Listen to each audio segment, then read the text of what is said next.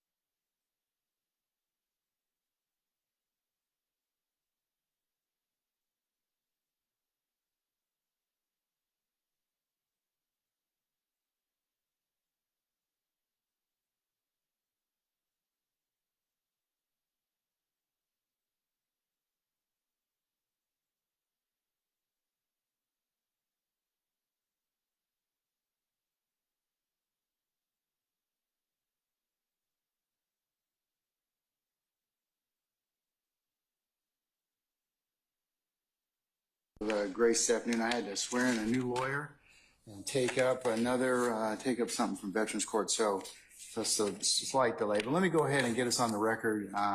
We're back on the record of the matter of the state of Georgia versus Khalif Adams et al. In 22 SC 183572. See, Mr. Stillwell, Mr. Bodson, Mr. Sharp, good afternoon, gentlemen. All right, Mr. Williams, Mr. Steele, Mr. Adams, and Mr. Nard, good afternoon. All right, Mr. Kendrick and Mr. Weinstein, good afternoon. All right, Mr. Huey and Mr. Matthews Sr., good afternoon. All right, Mr. Nichols and Mr. Harvey, good afternoon.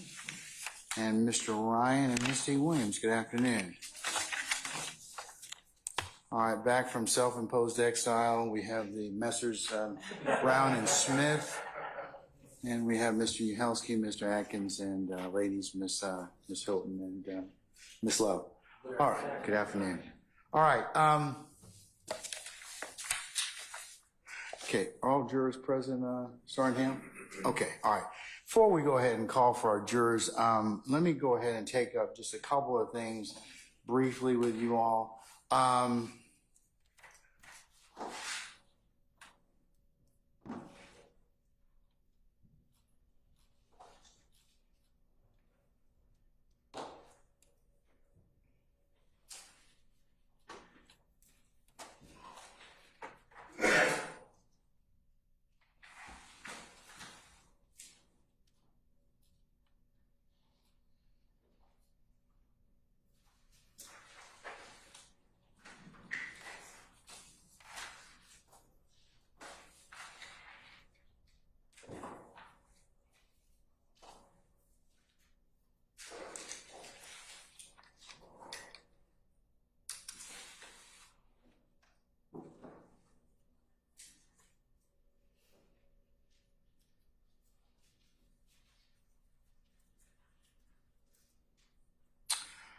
I'm in possession of, let's see.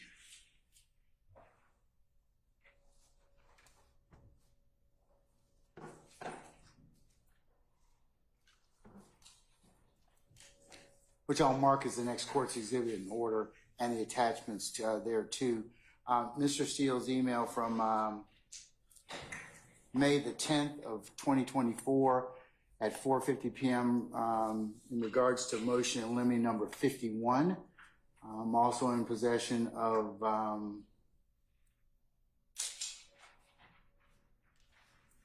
Mr. Steele's request on 5/14 of 24 at 9:08 a.m. Requesting to argue motion limine number 51 prior to the playing of another jail call, as he believes is inadmissible under law. And I'm also in possession of an IG post, Mr. Williams' IG Instagram records, which was sent to everyone. There are 3 Instagram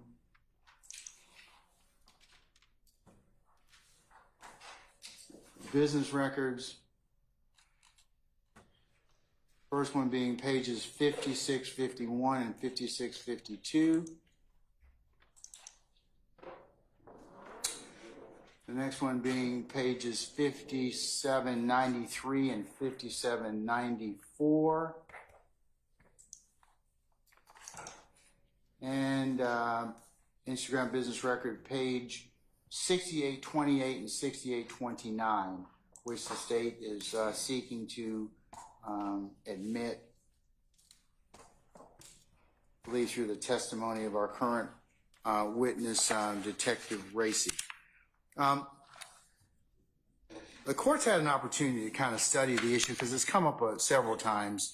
And Mr. Steele, the court is aware that you've raised this issue at least 3 times, a couple of your colleagues as well. And that's okay, and the court has no issue with that. But I just kind of want to make it clear for purposes of, there seems to be some issues about whether or not assuming that a foundation can be laid, and we've had some arguments and discussions about authenticity and admissibility and foundation, which is in one camp, and I think we've covered that already, and where these particular source documents have been pulled from in terms of Instagram and other jail calls, and the court's still going to adhere to foundation and make those determinations.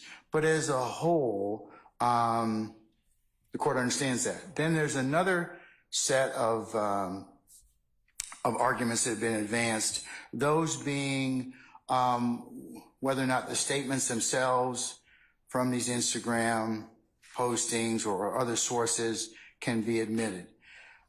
We've had several arguments and discussions about the admissibility of said statements.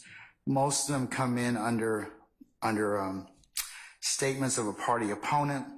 Then there's been the ancillary discussion related to that is, well, the requests for limiting instructions and the like, because these statements are only admissible as to one or the other.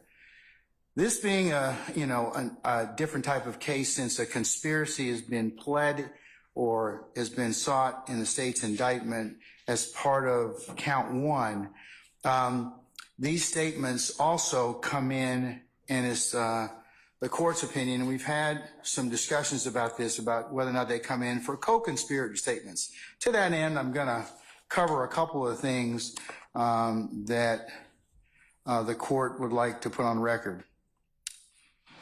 To prove up a statement made by one co-conspirator in order to use it against another co-conspirator, there needs to be evidence of the following elements. 1, prior to the current trial, the defendant participated in the criminal agreement. 2, a confederate of the defendant made a declaration in furtherance of the conspiracy while the conspiracy was active and ongoing. 3, a witness who heard the conspiracy made the remark, testifies to it, and the content of the declaration is relevant to the case. And I'm quoting from Carlson on Central Foundations to Georgia, or Georgia Advocates, 3rd edition. The Georgia rule reference is found under OCGA 24-8-801D2, adheres to this federal counterpart and applies correspondingly. Accordingly, New Georgia and federal authority with an emphasis on 11th Circuit Court of Appeals precedent should be utilized for the interpretation and application of this code provision. 801D2E provides that a statement is not hearsay if the statement is offered against the party and is a statement by a co-conspirator of the party for which was made during and in furtherance of the conspiracy. 801D provides that admissions under the party opponents shall not be excluded under the hearsay rule. Under 801D2 Echo, the party admission rule includes statements offered against a party that was made by a co-conspirator of that party during the course and in furtherance of the conspiracy. And that cites Kemp versus the State, 303 Georgia, 385, 2018. As such, 801D2 Echo provides for vicarious admission in the context of a statement by a co-conspirator of a party. And that's found under State versus Martin. And that is Ohio case 9, Ohio Appeals 3rd, 150.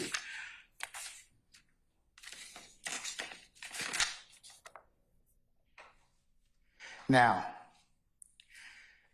to establish admissibility of an admission under 801D2 Echo, the proponent must demonstrate by a preponderance of the evidence that a conspiracy existed. The conspiracy included the declarant and the party against whom the statement is being offered, and the statement was made during the course and in furtherance of the conspiracy. So we've had some discussion here about whether or not the conspiracy must be established. And you all are correct. It does need to be established. At this point in time, after hearing 70-something witnesses and the like, the state, in the court's opinion, has established by preponderance of the evidence, at least for the purposes of co-conspirator statements, that that's been established. Now, whether or not the jury buys that is another thing. It's only for the purposes of admissibility in terms of whether or not the court's going to allow the statement. So that is the first thing that I wanted to share with you all this afternoon. Now, when offering the co-conspirator declarations, there's a burden on the state or the government to demonstrate the existence of a conspiracy, the defendant's membership in it, and the declarant conspirator was speaking in an effort to advance the conspiracy. As a rule, there must be corroboration of the defendant's participation in the conspiracy in cases where the government relies primarily on the declaration of a co-conspirator to show this element. So a party claiming a conspiracy must establish it by a preponderance of the evidence.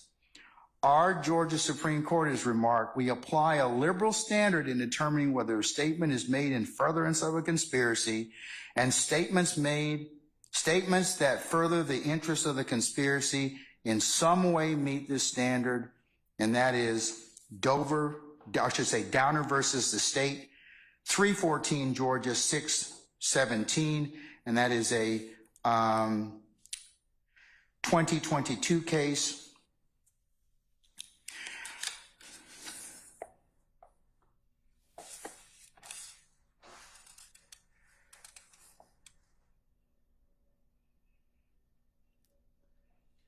in furthering the conspiracy, a declaration must be made in furtherance of the conspiracy. Where the elements are proved, courts are not reluctant to admit declarations of one conspirator as evidence against another. And then it has the, several federal courts apply a liberal standard in determining whether a statement is made in furtherance of a conspiracy, including our 11th Circuit Court of Appeals. That's United States versus Steigman. It's SIEGELMAN, and that's 6-4. I'm sorry, wrong citation. I apologize.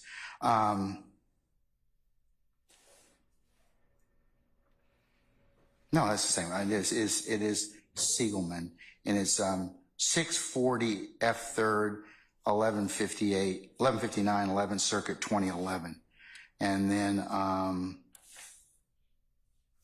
statements which advance the objects of the conspiracy fall within the rule, and this has been held to even include statements of if uttered by an outsider, if the statement is designed to help the co-conspirators achieve their goal. So part of what we've been discussing, or that has been objected to very vehemently on behalf of the defendants, but the court wanted you all to acknowledge, this, that at this point in time, this court is of the opinion that I'm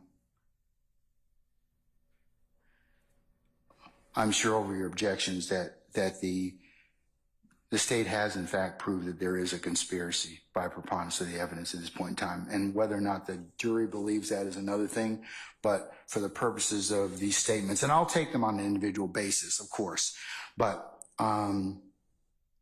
those would be relative to what the court's considering this afternoon. So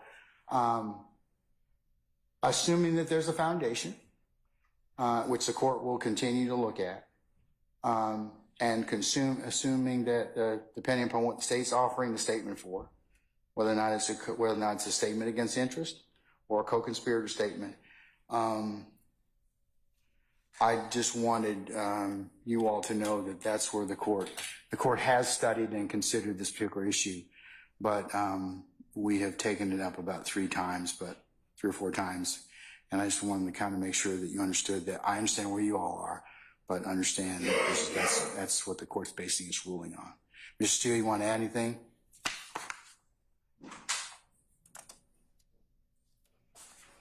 Because we've covered your Mr. Winfrey's jail calls already, but what else you want to add? Good afternoon, Your Honor. Good afternoon, sir. Good afternoon, everyone.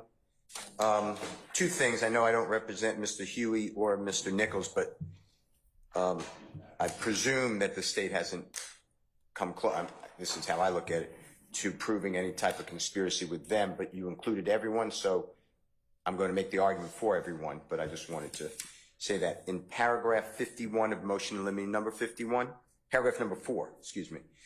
Without waiving objection? One more time? Without waiving any objection, I'm looking at it right now. I have a copy of it. Yes, sir. So what happens in those 2 minutes and 37 seconds of that call, October 22, 2015, it's not been played yet. State put us on notice of it, and I've objected to it on Friday when I got the state's 7 calls. This is not, so I don't know who the speaker is. So the speaker is clearly speaking with a person identified on the call as Mr. Winfrey. Mr. Winfrey's in custody, that's why the call's recorded. The unknown speaker says, pursuant to another unknown person, Mr. Winfrey will receive a Porsche vehicle when he is released from custody. That's what I've objected to. So, as you say, I don't disagree with anything the court said about the test. The declarant is not on the call. The declarant is an unknown person. The person on the call is unknown. So I don't know how that is a co-conspirator statement of a third party. It's double hearsay. That's what I wanted to bring to your attention in motion limine number 5-1. All right, I'll let the state respond to that. Thank you, sir. Because we did cover Cantwell a couple days ago in regards to non-party statements are admissible, and that was at 64F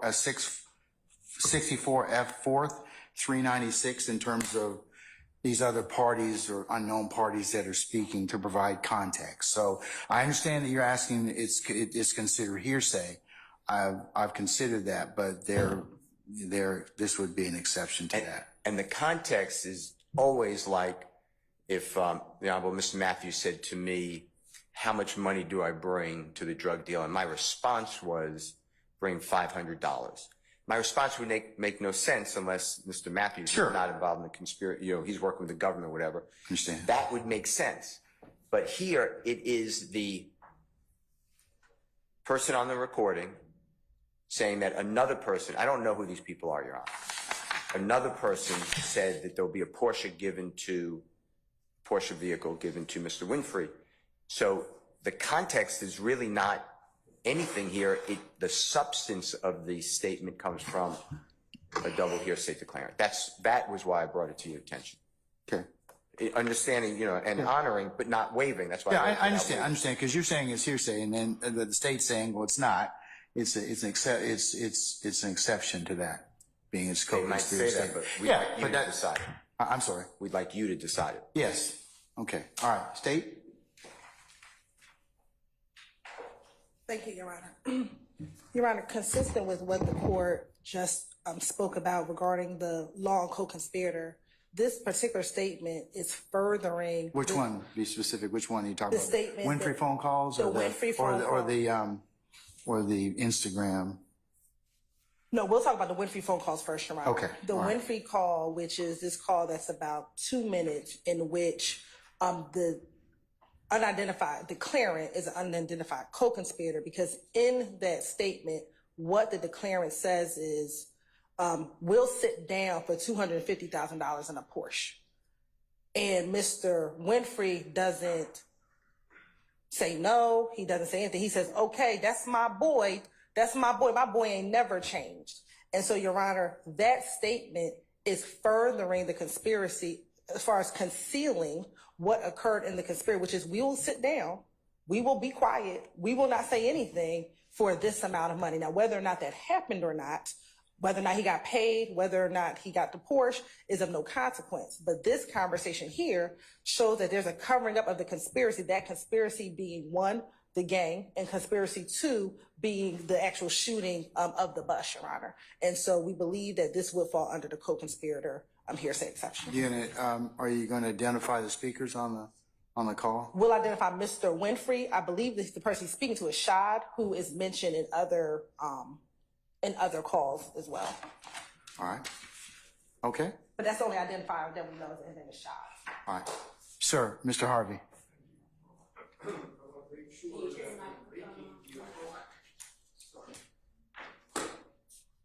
I want to make sure we're making the appropriate distinctions here with regard to, and I understand the court's ruling, but I want to make sure that I get on record what I think are critical distinctions.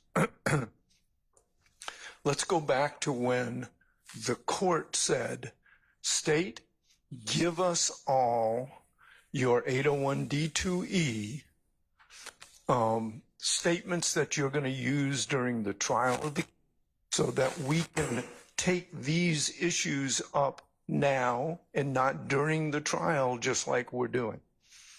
So number one, I do want to say that these alleged 801D2E, and I'm not agreeing that they are, statements that are now being proffered were not provided to us, and we didn't have an opportunity to litigate them pre-trial. And now we're doing exactly what the court didn't want us to do, number one. Number two, we're also talking about a confrontation clause problem because we have, for example, the pleas of guilty, admissions by co-defendants that are coming in that we cannot cross-examine. For example, precisely the ones that we are talking about now. Mr. Murphy, we know that beyond the hearsay argument, Judge, there is a confrontation clause argument. Have you taken a look at U.S. versus Thompson? That is, that is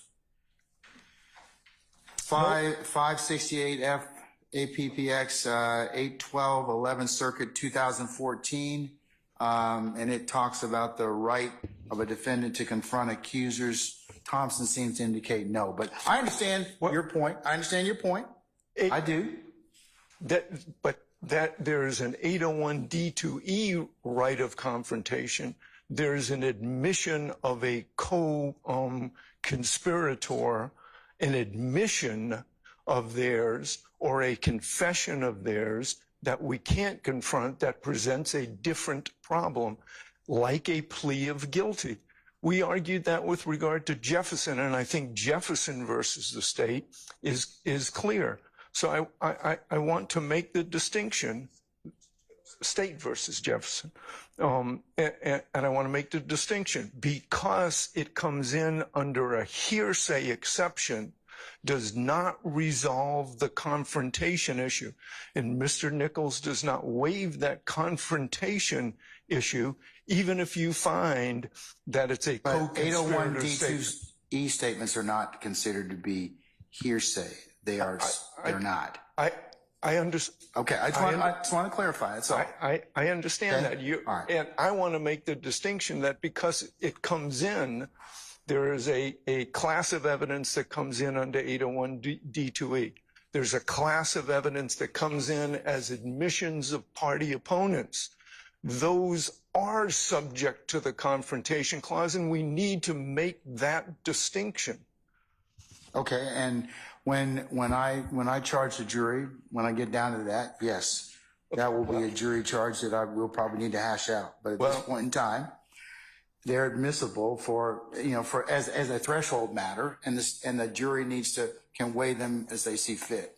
Okay. Well, admissions, I don't think are admissible at this particular point against Mr. Nichols. Okay, but that's your Yes, and I want to make sure that is your position at this point in time, and that has not changed. And I certainly acknowledge that, sir, and will continue to mark that objection for you. All right. Thank you. Okay. All right. Unless there's anything else, I'm going to call for our jurors, okay? No, I was going to say, Your Honor, in relation to the hearsay statements on the Instagram records, Your Honor, the state did redact any of the commentary that was on the bottom. We did keep what we believe Mr. Williams would have posted himself because it's his Instagram, but the commentary that's on below that we did redact, and I can show that to Mr. Steele prior to right. That being. And I can show it to him now. Do you want to show it to him now then? Yes, Your Honor. Okay. And Your Honor, Sir. did you rule upon paragraph 4 of Mr. Williams' motion limiting number 51? What I just argued about the portion? I'm going to overrule your objection, sir. Does it have a continuing? Yes, you may have a continuing objection. Absolutely. Thank you.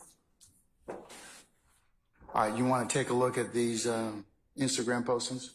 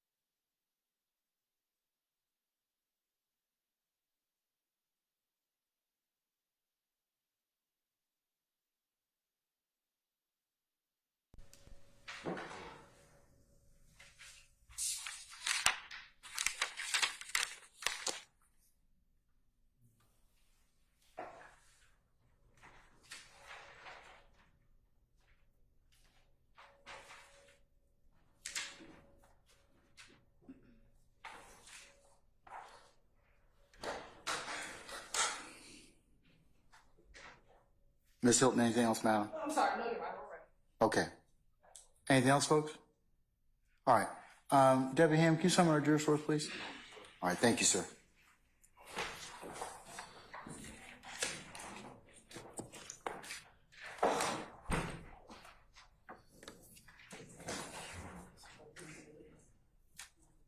Yeah, can we bring in our witness too, please?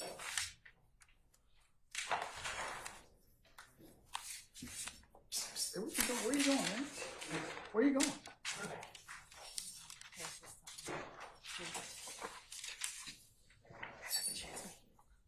I'm gonna leave these in here until it's done.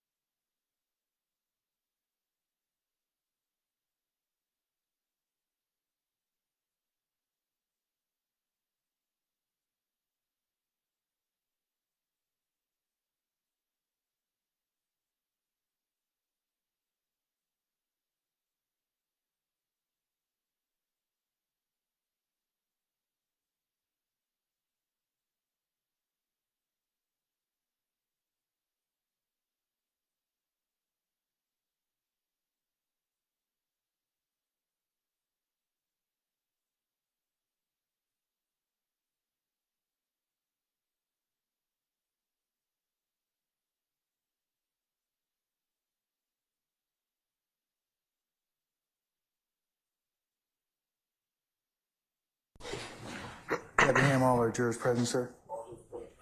All right, thank you, sir. Ladies and gentlemen, jury, good afternoon. Good afternoon. All right, Agent Racy, you're still under oath, sir. Yes, Your Honor. Okay, all right.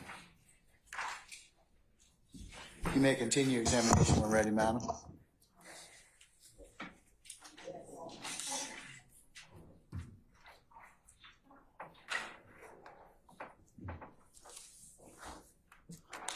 Good afternoon, Agent Racy. How are you? Good afternoon. Doing well. Okay. I think we're trying to make sure we have access to the Zoom. I'm going to go back to something we talked about yesterday. The vehicle. Say again, sir. I want to go back into something we talked about yesterday. The white Camaro, what type of, I don't know what the proper term, the transmission was it? It was a stick shift or manual. And did you observe that when you searched the car? Yes. And are we ready?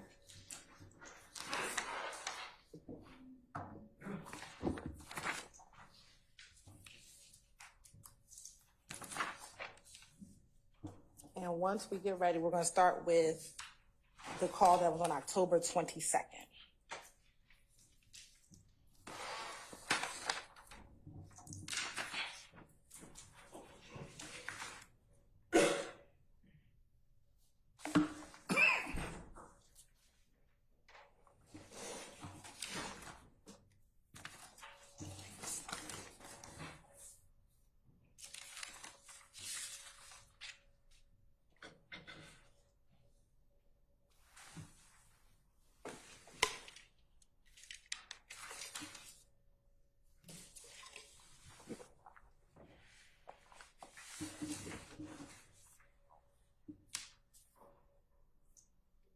Mr. Kearns, can you let Ms. Knight in?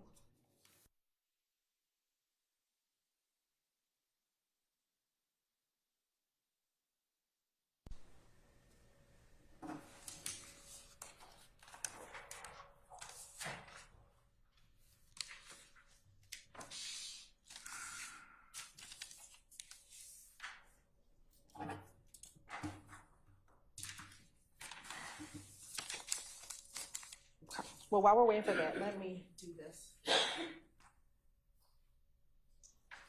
Your Honor, permission to approach? Oh. You may.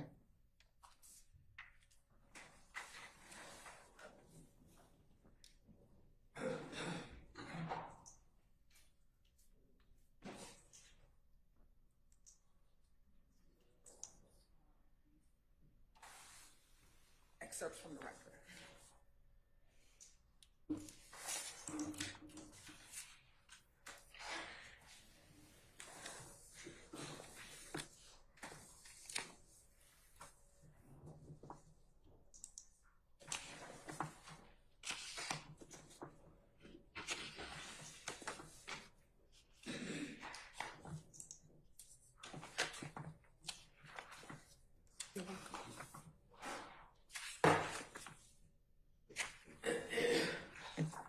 No, so I started with this page, so.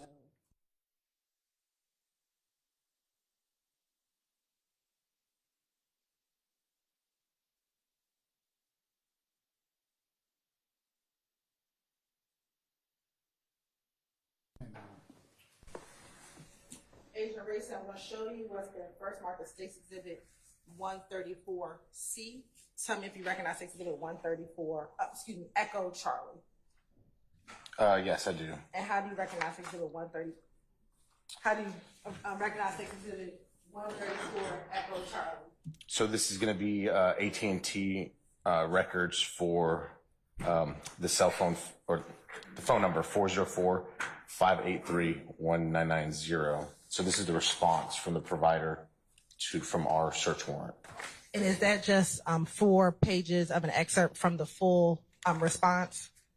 It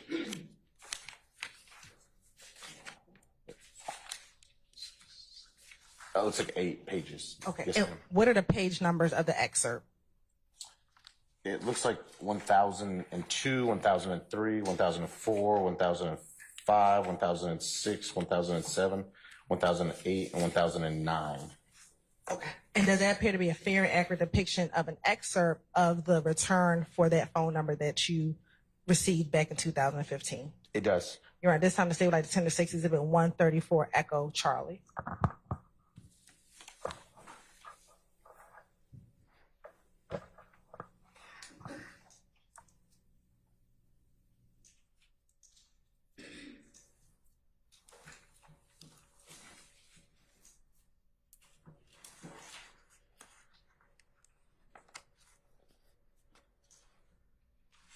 Any further objection to State's 134 Echo Charlie?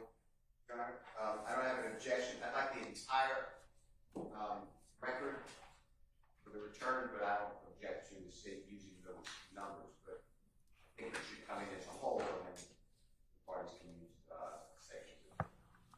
You're right. I have a response. The entire record is in. We introduced the entire record yesterday. Then I don't have an objection. All right, State's 1. Anybody else? Do you have a separate objection, sir? Okay. May I review my continuing objection? But as far as I understand, Hey, microphone, sir. as far as I understand, these are records of a non-co-conspirator and someone that has not been identified as a uncharged co-conspirator, and therefore I certainly would object to them being admitted against Mr. Nichols. All right, your objection is noted for the record. All right? And overruled. All right, I'm going to admit 134 Echo. Okay. Next, we have State's Exhibit 135 Echo Charlie. Take a look at State's Exhibit 135 Echo Charlie and tell me if you recognize State's Exhibit 135 Echo Charlie.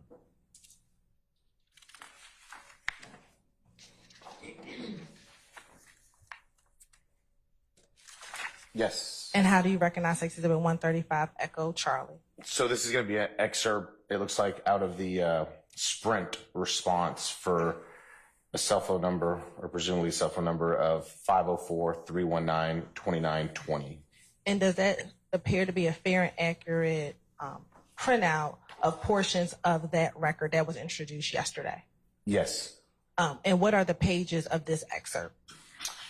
It looks like 170, 171, 172, 173, 174, 175, 176, 177, 178, 179, 180, and 181. So 170 through 181. Your Honor, this time to say we're like the, I'm sorry. There's another one there. 182. So correct myself. 182. Your Honor, this time to say we'd like to tender State's Exhibit 135, Echo Charlie into evidence. Any further objections to State's 135, Echo Charlie? No. Same, continuing objection noted, sir. No, sir. And I heard that District Attorney, the entire return is in, and then I don't have an objection to a portion. Is that correct? Yes, Your Honor. We It's admitted admitted. yesterday. And then last, State's Exhibit 138, Echo Charlie. If you can take a moment and flip through State's Exhibit 138, Echo Charlie. Okay. And do you recognize State's Exhibit 138, Echo Charlie? I do. And how do you recognize State's Exhibit 138, Echo Charlie? So this is going to be an excerpt from, ultimately it's AT&T, but it's a Cricket cell phone that AT&T is the larger company of. And it's for target number 678-815-5790. And does that appear to be a fair and accurate depiction of the excerpt of the full return that you received back in 2015? Yes, And is that the same return that we entered into evidence yesterday? it appears to be so. And what are the pages of this excerpt? 411, 412, 413, and 414. Your Honor, this time the state would like to tender State's Exhibit 138, Echo Charlie into evidence. Any further objection, counsels? No, I heard the same. I understand it the same way, so no objection. All right, okay. It's admitted. Thank you, Your Honor.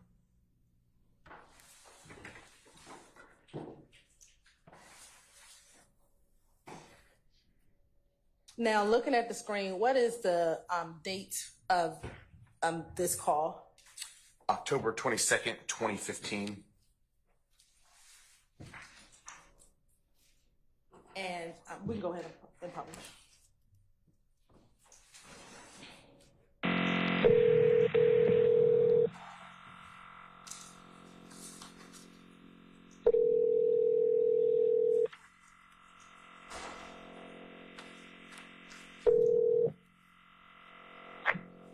This is a Global Tel-Link prepaid call from It's me.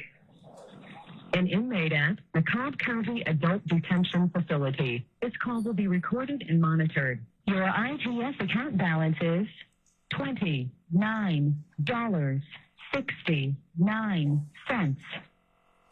If you have questions or complaints about this call, please call customer service at 1-800-231-0193. To hear the cost of this call, press 8 now. To accept this call, press 5 now. This is a Global Tel-Link prepaid call from It's me. your ITS account balance is $29.69. Complaints about this call, please call customer service at 1-800-231-0193. To hear the cost of this call, press 8 now. To accept this call,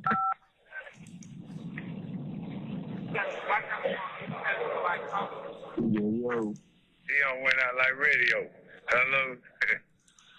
yeah. Yeah. Where shot at? Hold on, I'm finna call him back. What did you tell me I shot? Man, he won't tell my shit. He said when you get out, you gonna have a Porsche.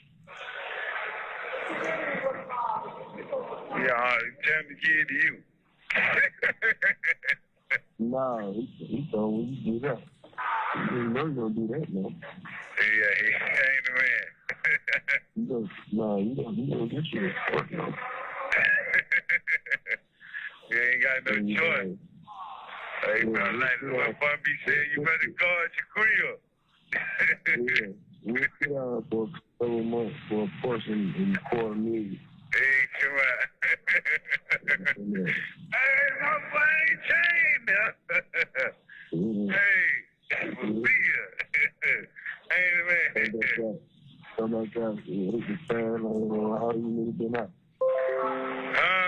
kicked him out. Called. Now, do you remember what time that call was on October 22nd? It was 21:33, so 9:33 at night. And was this call made on Mr. Winfrey's PIN? No, it was not. How were you able to find this call? By doing basically kind of like a reverse search, basically giving the phone numbers that I had previously observed Mr. Winfrey calling to the custodian of records at Cobb County and having them query those phone numbers in their system. So then in doing so, I could see that basically these calls were listed from Winfrey, and then all of a sudden there's a couple calls to that same phone number in another inmate's name. And so I requested those and received those. And the phone number that you queried, did you have a name associated with that phone number? I likely did. I need to check the report if you don't mind to refresh my memory. We're looking at your report, help refresh your memory. It would. We're looking at 6 Exhibit 171, Echo, help refresh your memory. It should be right in front of you. Yes, my report, yes. And directing you to page 183.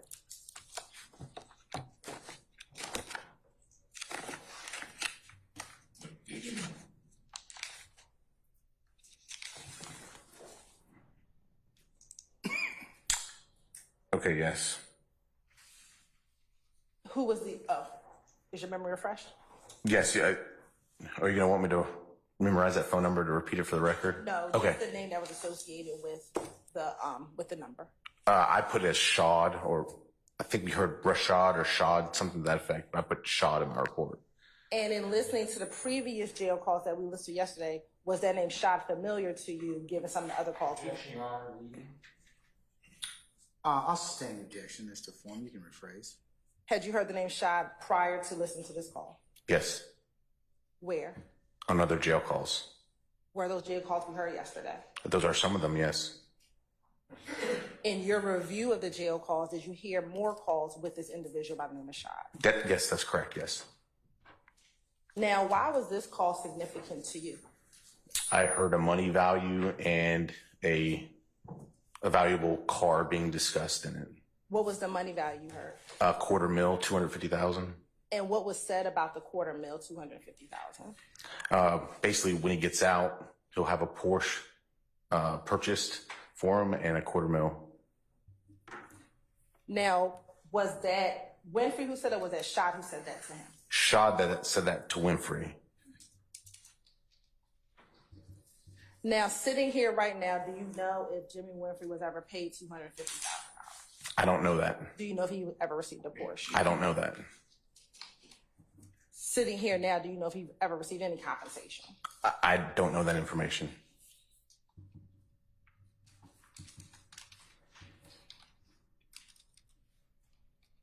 Was there anything else of significance to you regarding this phone call? I mean, the fact that he was using someone else's PIN, so it was something that was at least being attempted to be concealed through his own PIN number. I'll overrule the objection. Yeah, so that's pretty much it. That there's my interpretation was there's a reason why it was used on. I'll sustain Mr. Form. What was your interpretation of him calling under a different PIN number? Overrule, sir. There's a reason why it was not on his PIN number. As it relates to this case, do you know if Jimmy Winfrey ever took a plea in this case? He did. In relation to this phone call, how much time passed before he took a plea? It was approximately a month later, or maybe a month and a day, but a month later.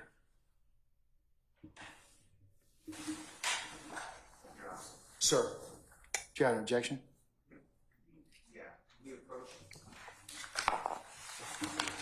Yes.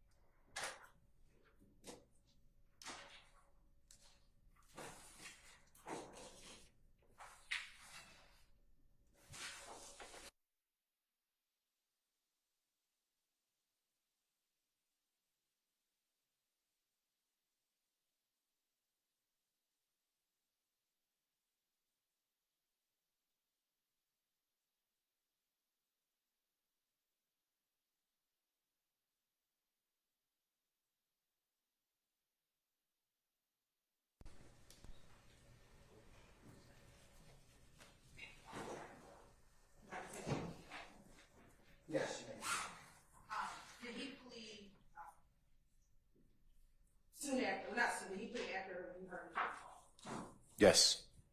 When was that? So this jail phone call was October, so it would have been like November, maybe 23rd, something like that. Of 2015? 2015. Now, did you learn that Mr. Winfrey had to, that something occurred, he had to take another plea Yes. on the same case? Same case, yes. When did that occur? That was like at least the following year. It was sometime after that. Yeah, probably sometime after that, like the next year. It definitely wasn't 2015. Sorry.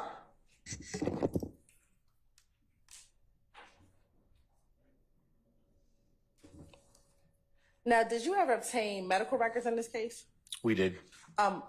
Why did you obtain medical records?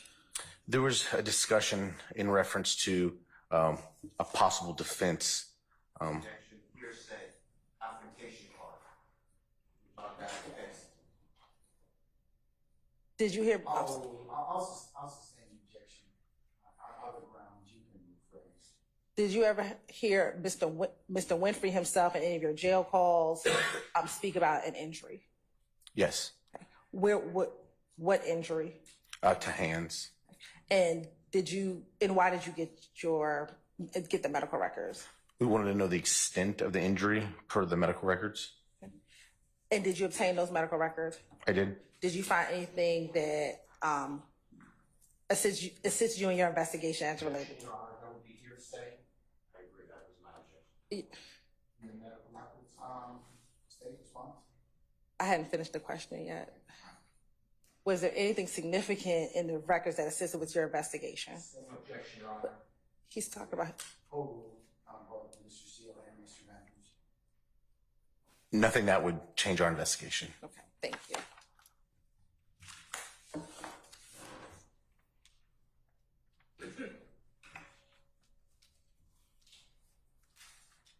Now, as relates to this case, did you have an opportunity to analyze specific cell phones to include the phone ending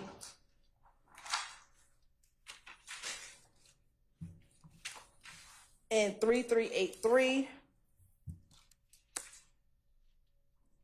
5790, 2920, and 1990? Yes. And did you have an opportunity to kind of synthesize those phone records and do a phone analysis? Yes. What type of phone analysis did you do regarding those records? So basically the communication of those phones to each other in and around the time, like a 4-hour-ish time frame around the time of our incident. Okay. You're on permission to approach? You may.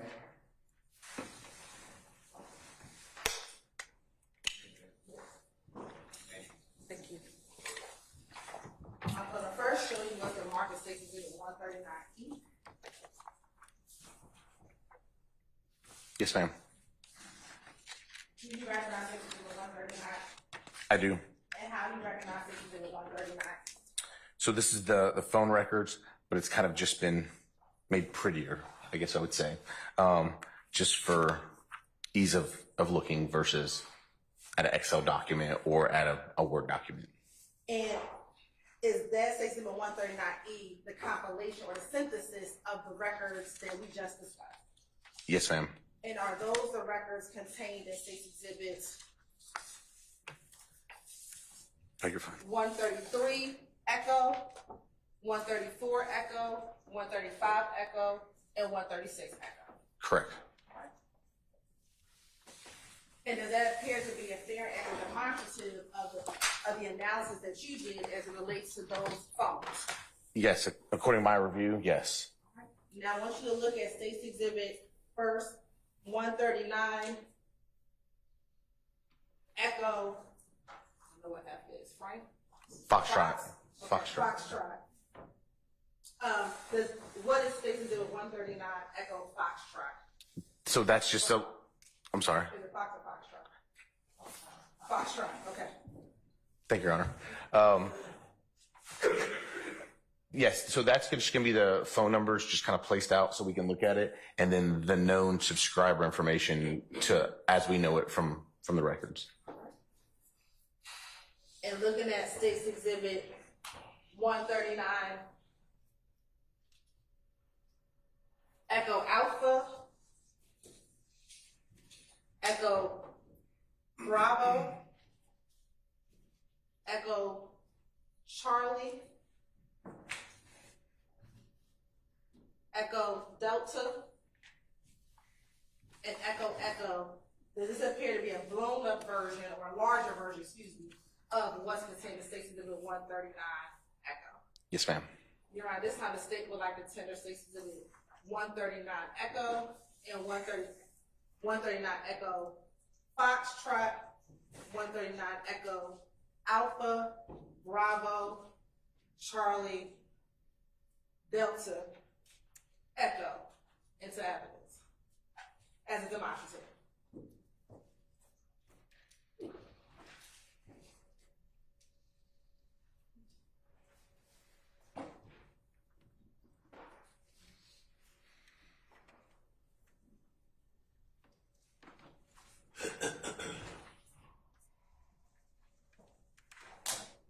Any objections to, further objections to State's 139 Echo Alpha, Echo Bravo, Echo Charlie, Echo Delta, and Echo Echo?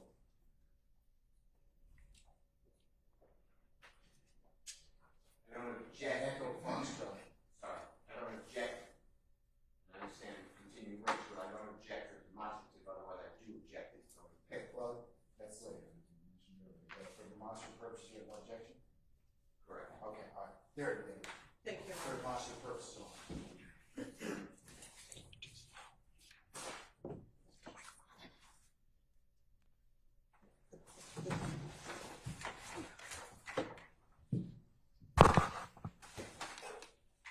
First,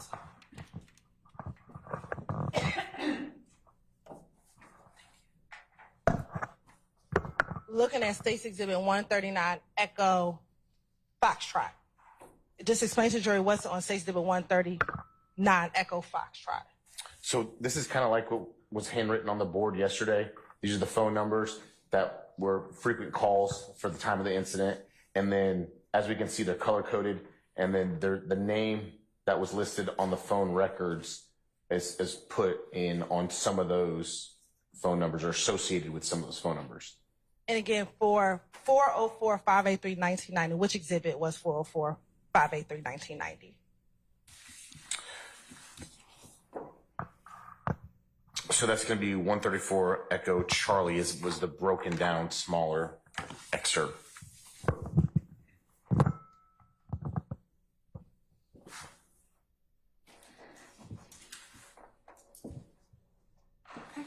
And for the 504-319-2920, what was the exhibit number for 504-319-2920? The 135 Echo Charlie is the snippet portion, not the full records.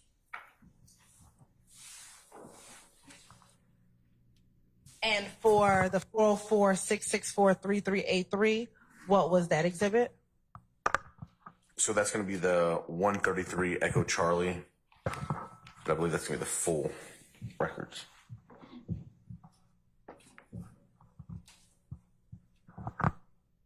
What is 678-353-9229?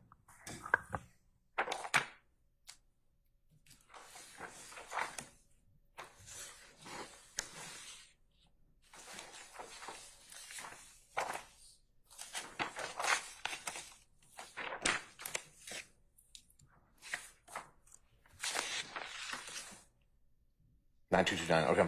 So that's going to be the 136 Echo Alpha is the disc with those full records. And then for the 678-815-5790, what's the exhibit number there? So the excerpt one, just a couple of pages one, is going to be the 138 Echo Charlie.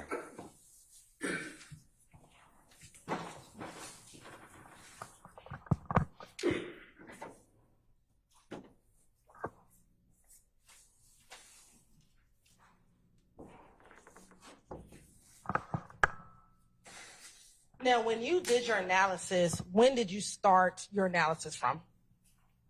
The time period? Yes. So from about 10 p.m. To about, let's say 4 a.m., just kind of what was leading up to the time of the incident, and then just after the incident. So like a 4-hour window. And is that 10 p.m. on April 25th? Correct. And is that of 2015? Yes. And is that leading up until about 4 a.m. on,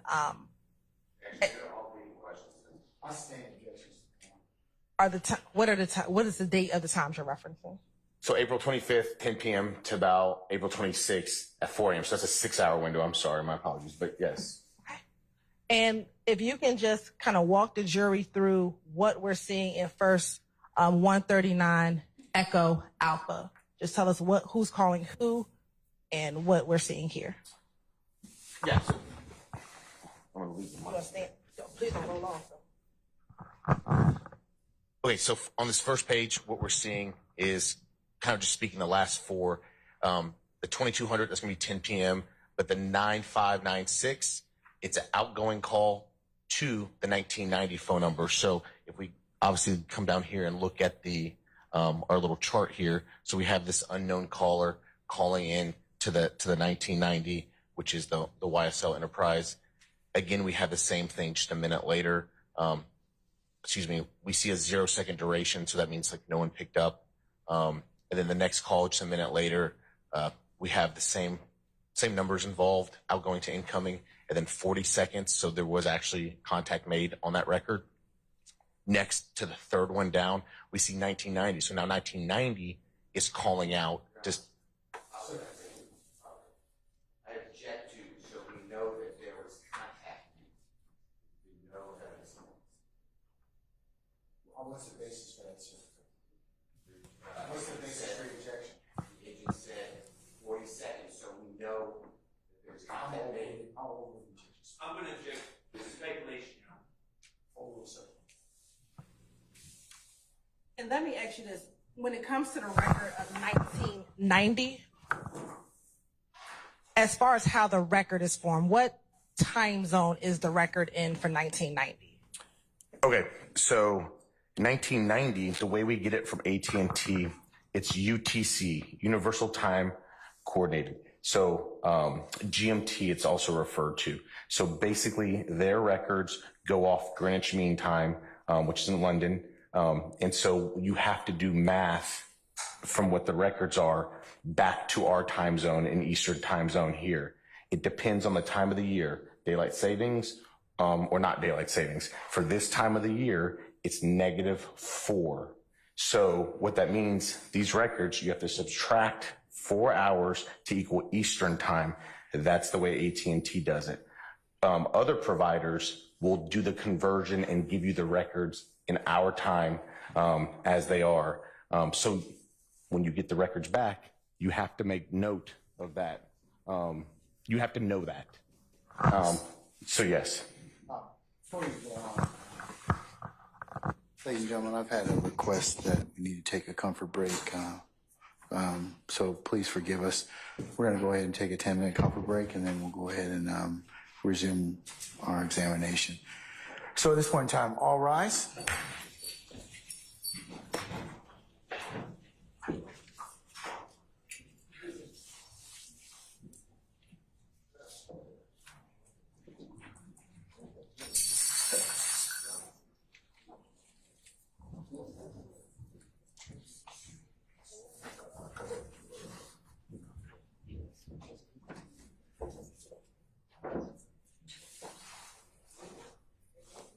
All right, our jury has left us. Sir, you can take a 10-minute recess. We'll see you back. Yes, Your Honor. All right, ladies and gentlemen, please be seated.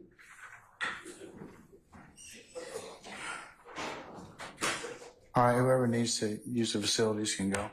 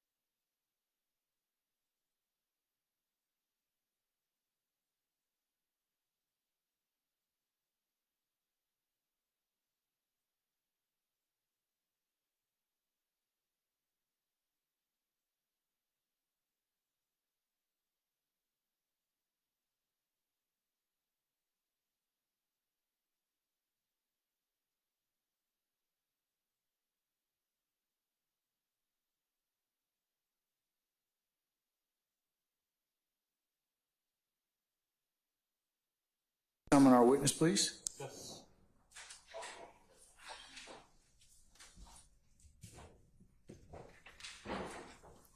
All right, Sergeant Ingram, summon our jurors, please. While he's doing that, counsels, this is just for you all, for your benefit. Just as a reminder, please do not object until the full question has been posited. That is a continuing request from Ms. Weaver, and she has told you, and I'll just reiterate, that she cannot take and make the best record that she can make unless you do that. So please wait till the question's fully posited before you pose an objection. Don't cut off each other. All right? Okay.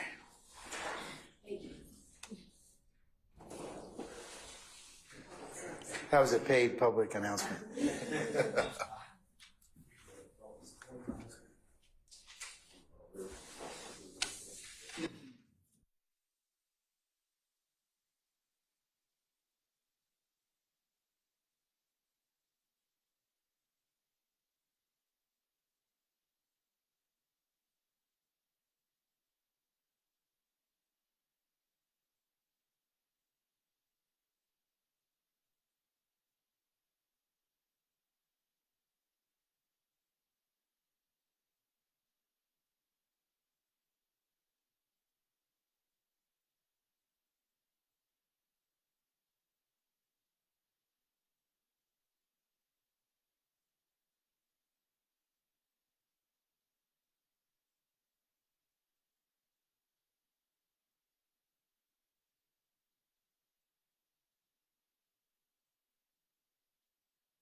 All right, thank you, Sergeant Ingram.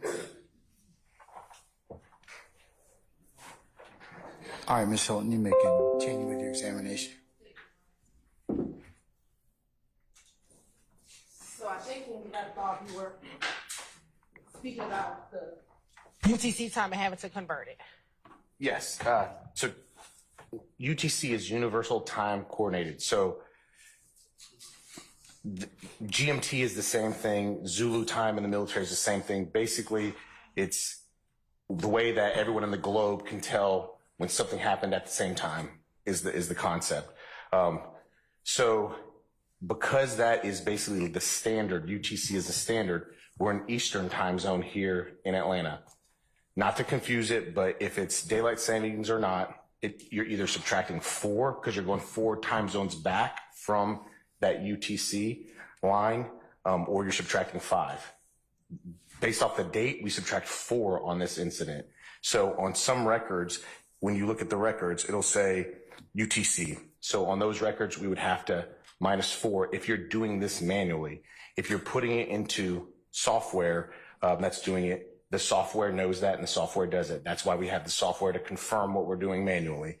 Some records come in when you request it from that service provider, they will do the conversion for you and they'll give it to you in the time zone you request it in. But that conversion has been done in these demonstratives. That conversion's already done, so we're looking at the correct time for Eastern time in these demonstratives. And just for an example, if this 1990 number is an outgoing call at 29 seconds here, what time would it be reflected in the record? So that's not 29 seconds, that's 0029. So that's midnight, so it's 12:29. Military time, it's 0029.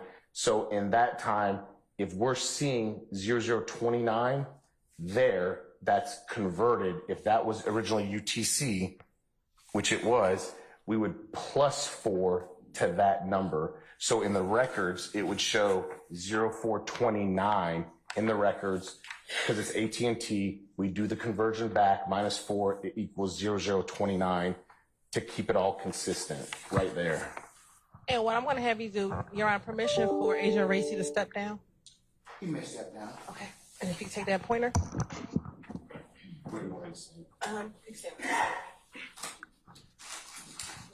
Now, I believe we were still at the April 25th dates. If you can just go through, let's start with April 25th, who's calling who, what phone numbers is making contact with another phone number. Okay, so again, green, so we look down here, it's green, so we don't know who the subscriber is at this point in time. And it's at 22:04, so that's 10:04 p.m. Eastern Standard Time. And then it's calling 1990 and 0 seconds did not connect. Outgoing 22:05, so 1 minute after at 10:05 p.m. Outgoing to incoming 1990, 40 seconds. There was a 40-second connection between the phones where, based off the records, there's communication for 40 seconds based off the records. And let me ask you this, the time on the boards at the time the call starts? Because some of them... Correct. If you went on further, yes, correct. So the next one is 2306, so 1106, 1990 is now calling 3383. So again, we check who's 1990, check who's red, who's 3383, and we look and we see, so it's outgoing from what we have as YSL to incoming, which we have Jimmy Winfrey, and that lasted 2 seconds. There was a connection for 2 seconds. All right. Now, starting on April 26, 2015, what the demonstrative tell us? Or tell the truth? So we have outgoing from 1990. So again, checking our, kind of like our little index here, our cheat sheet key, whatever you want to call it.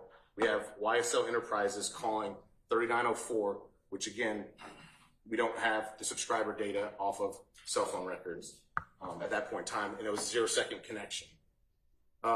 So again, continuing down, we have red, so 3383, which has Jimmy Winfrey calling at 1240, 00440, calling 1990, YSL, 0 seconds, no connection. Outgoing, 1990, 0043 hours, so 1243, calling what we have is Jimmy Winfrey, 2 second connection.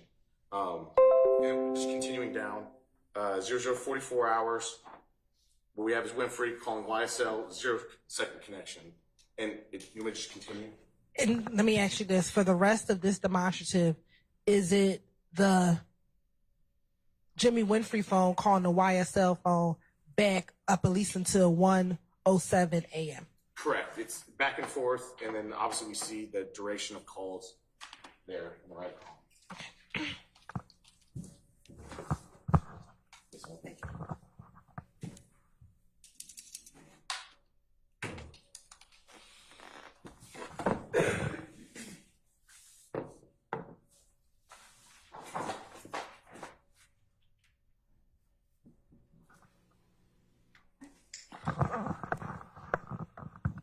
Back down.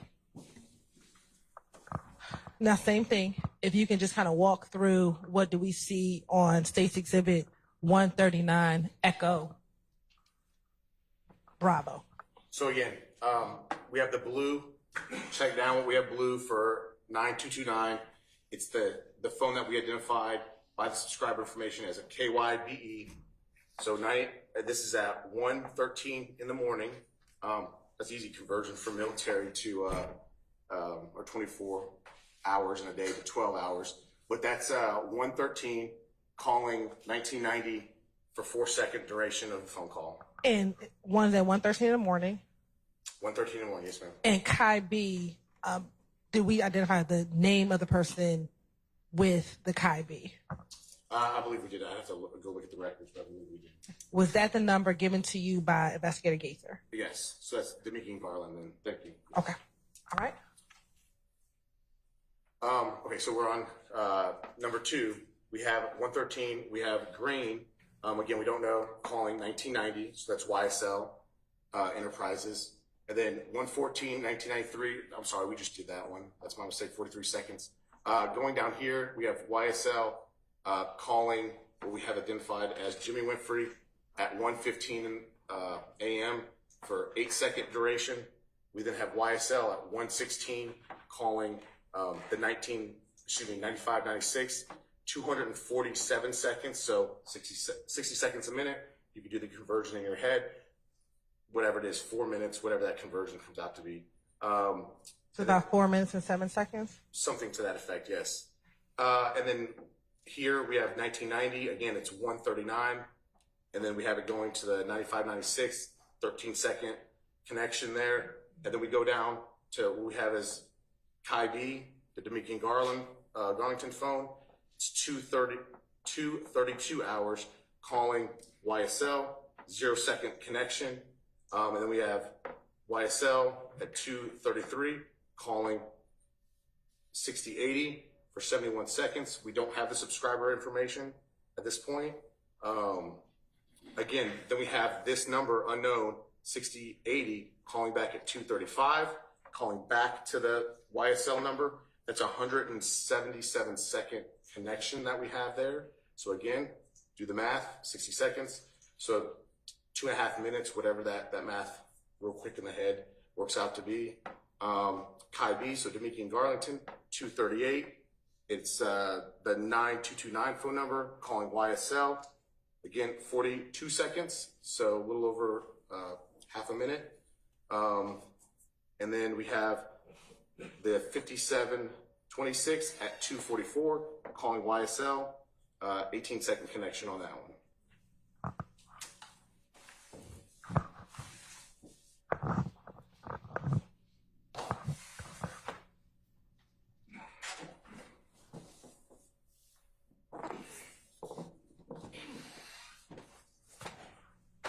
Now looking at State's Exhibit 139, Echo Charlie.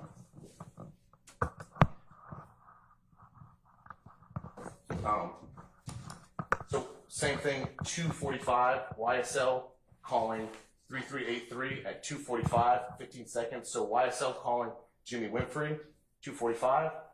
And then we now have 2:48, Jimmy Winfrey contacting back to YSL, 22 seconds.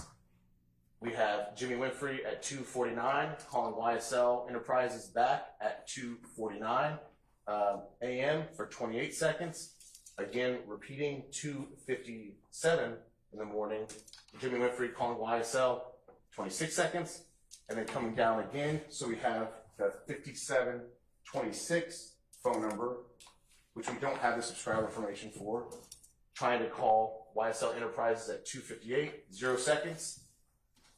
YSL now at 3:02, calling what we have is 3383. So this is Jimmy Winfrey, 3:02 in the morning for 2-second duration. We now have Jimmy Winfrey at 3:03, calling back YSL for 3 seconds. 3:03 again, Jimmy Winfrey again calling YSL, 9-second connection there. So we're getting down to 3:07 a.m. YSL is now calling the 5790.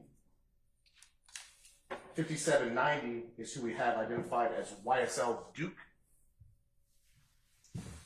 So for 3 seconds, continuing down, we have 1990 YSL again at 3:07, calling YSL Duke for another 3-second connection. 3:08 YSL calling Jimmy Winfrey for 3-second duration of the phone call.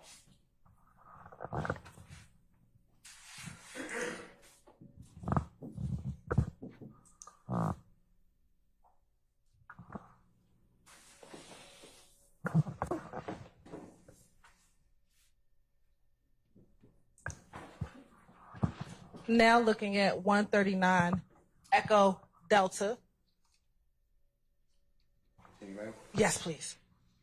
So we have 1990, which is YSL at 3:08, calling Jimmy Winfrey, 83-second phone call. 0314 hours, we have YSL calling Jimmy Winfrey, 17 seconds. And what time did the phone call come in for the 911 call? The 911 phone call reporting the shooting came into Cobb County Dispatch at 0314 hours. Okay. What do you have next? We have Jimmy Winfrey now calling YSL Enterprises at 3:15, a 25-second duration phone call. I skipped the duration, I think, on those, but as we can see, 83 seconds for the first one, 17 seconds, 25 seconds. And then we come down to 3:17 a.m.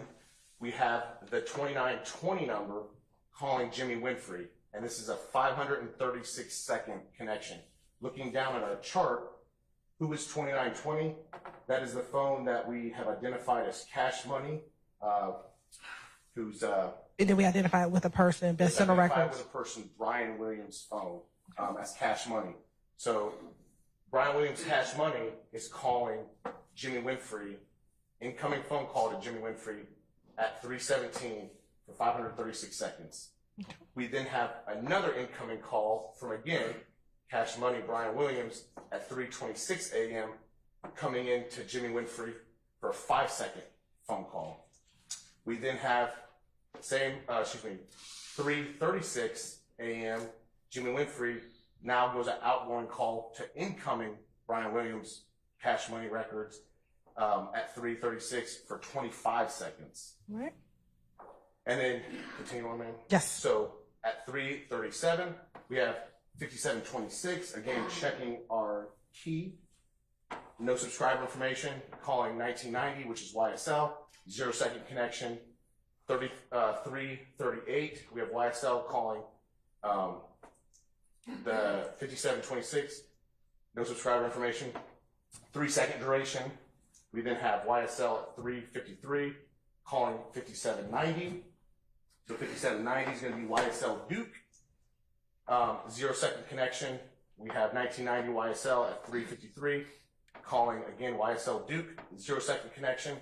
We then have YSL Enterprises 619 calling YSL Duke for 4-second connection. And is that 6:19 in the morning? That is 6:19 in the morning, yes ma'am. And then for our last port, 139 Echo Echo. Let me just ask you here generally, is this the 1990 YSL Enterprise phone calling the YSL Duke phone from about 6:19? Basis. I stand the objection. You can rephrase. Is the YSL phone calling is the YSL Enterprise phone calling the YSL Duke phone? Yes.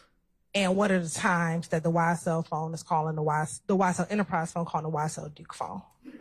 6:19 a.m., 6:19 a.m., 6:44 a.m., 6:44 a.m., 15:56. So the conversion is 3:56 p.m., 3:56 p.m.,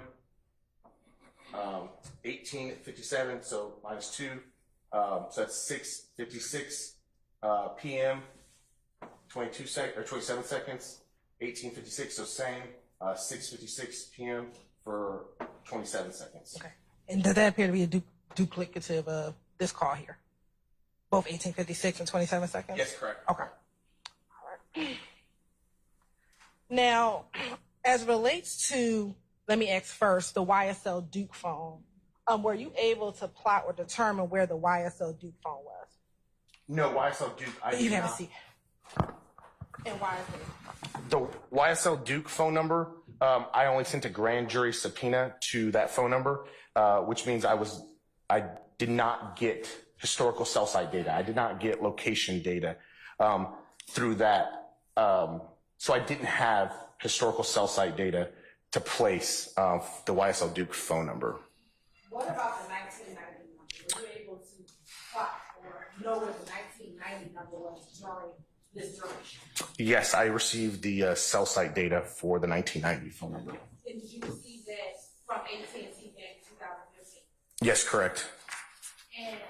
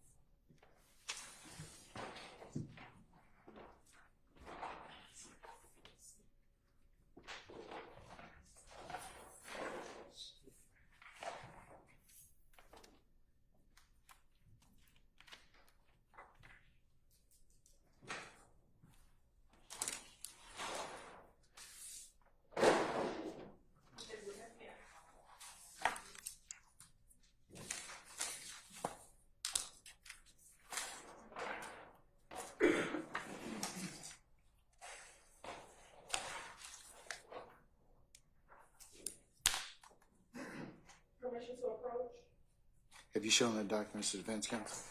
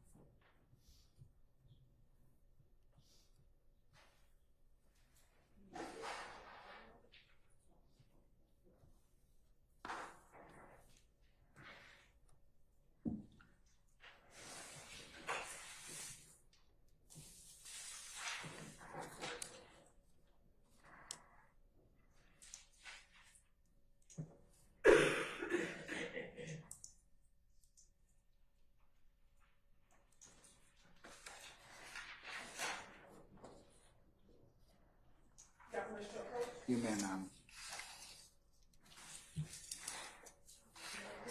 I'm gonna show you what's marked as 60172 Echo. You recognize this is 172 Echo. I do. And how do you recognize this is 172? These are the notes that I made this morning in reference to the location information. And is this the same location information that's contained within the excerpt in the 134 Echo chart? That's correct. That's where I got it from. Okay. And did you just say, what did you do in order to do that? Basically, I just used a snippet tool, a line off of the records, and then copied it on a Word document. And then I took the lat and long, the latitude and longitude that was provided by AT&T in their records and threw it into Google Maps. And it dropped a pin. And then I just screened a snippet, basically, the Google Maps with the pin location. And then I just put that picture in the Word document, and then basically created notes that I could see what lat and long and a visual aid for myself with a pin dropped. And will that assist you in telling me where that phone was, that 1990 phone was on between April 25th and April 26th, 2016? Yes, absolutely. Your Honor, at this time, the state would like to tender State Exhibit 172E as a demonstrative.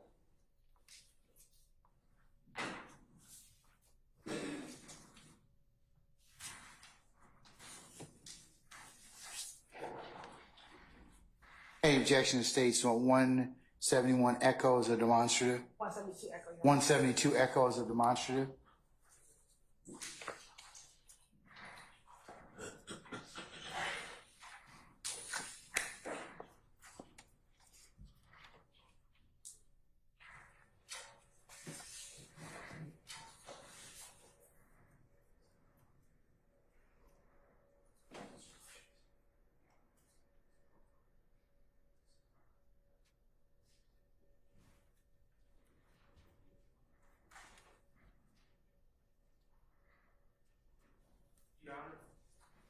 Mr. Sharp?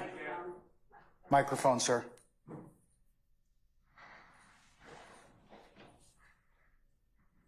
I do object. Basis. The demonstrative is not what the detective purports it to be. I can approach to explain. I don't think that's a valid objection at this point in time. I'll just overrule Well, it. it would be lack of authentication. Overruled, sir. Overruled. All right, 172 Echo is admitted over objection, may be published as you see fit as a demonstrative only. Thank you, Your Honor. Our previous objection, you found no qualification. I still note, yes, sir, noted. And continuing. All right? So what was it? Well, that agent telling me where that phone was at certain times throughout that evening and morning. Yes.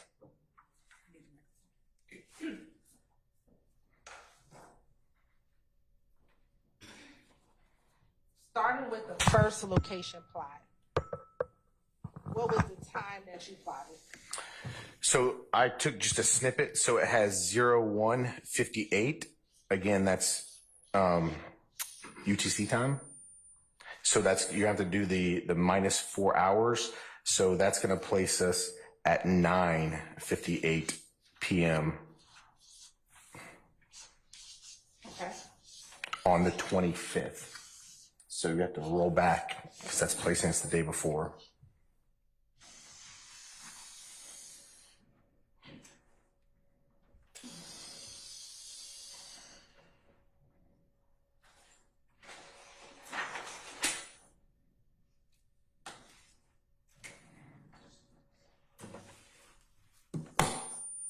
Oh, sorry.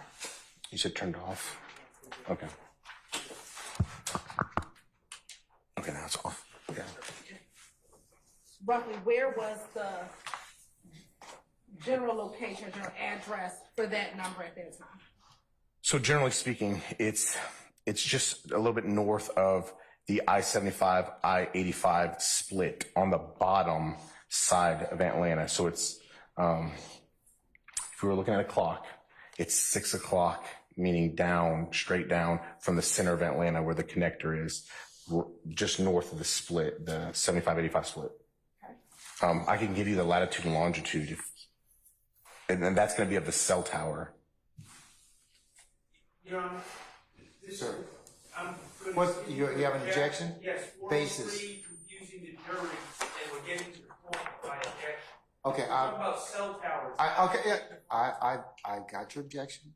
I'll rule your objection and note it for the record, sir. We don't need to let long.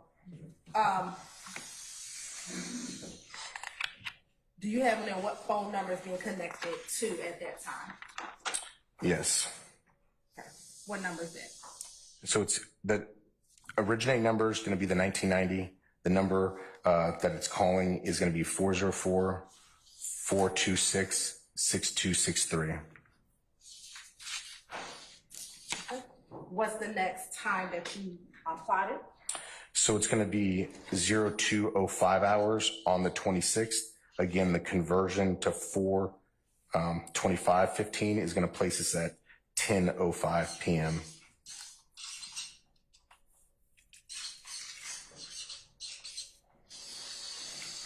And where is the general area of that phone? Okay, generally, it's the same. It's in the area of Metropolitan Parkway. So is that different from the I-75, I-85? Yes, it's just slightly north of that.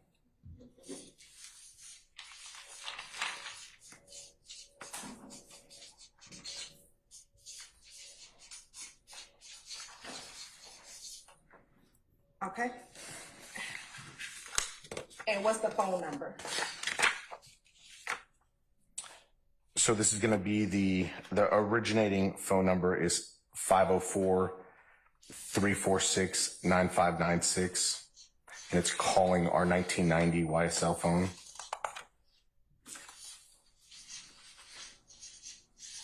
Okay. What's the next time that you plotted? So I jumped closer to the further up in time. Okay. So it's 03:04. So subtract 4. Again, that's the 26th. So subtract 4 puts us at 11:04 p.m. on the 25th.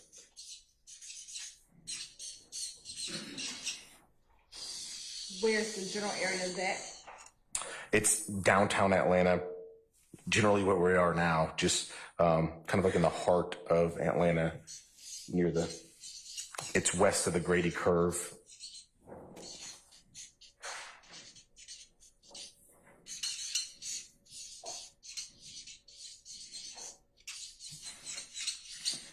And what's the phone number being contacted?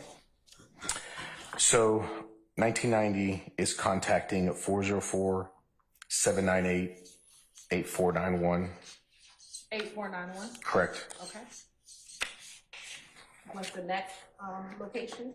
So I jumped ahead an hour again. So this is 0406 on 4/26/15. So that's easy conversion. -4, it puts us at midnight, just inside the night of the 26th. So 12:06 a.m. on the 26th. Okay. Where is the general area of that call? We go back to our almost first location. So the I-75, I-85 split just north of that area. Your Honor. Yes, Mr. Wines, you have an objection? Yeah, I do have. Basis. I do have an objection. It calls for speculation as far as area of the call. He knows where the cell tower is. Okay, but not the call. speculation is your objection, not the rest of the speaking. I'm gonna overrule the objection, sir. Thank you. And let me ask you this: with cell phone towers, does it give you an exact pinpoint or a radius or area? So in these records, this is a location of the tower. So we just have a radius. But going off this, we just have. Excuse me, Your Honor. Basis. I need to raise an objection. Again, it's calling for expert testimony. I would agree He's with not that. an expert. I'll sustain the objection. Thank you, Your Honor. All right, ladies and gentlemen, disregard the last statement of our witness. Your Honor, I would, without that explanation, I would move to strike his entire. I just said, jurors to disregard the last statement. And I would move to strike the previous testimony because. Overrule, sir. Thank you. All right. So you said I-75, 85, just north of the split. Correct.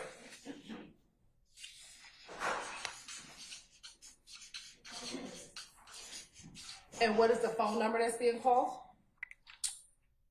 So the 1990 is calling 404-798-8491.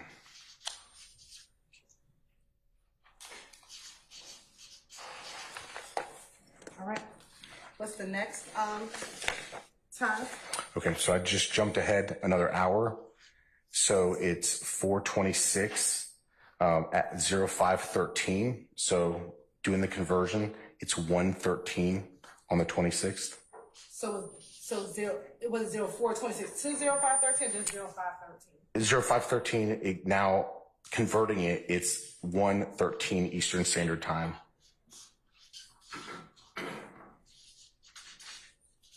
And where's this phone? Where did you plot this phone at? Call at. Similar to, Your Honor, calls for speculation. I As to stand where the the phone is at. objection. Where did you plot? similar to the last location, just slightly south of the last location. So the I-75-85 split just south of that.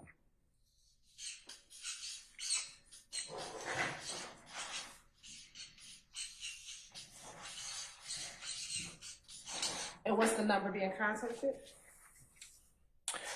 The originating number is 404-426-6263, and that's calling our YSL 1990 phone.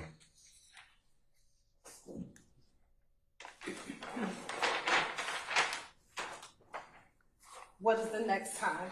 It's the same time, 0513. And so it's 1:13 in the morning, correct?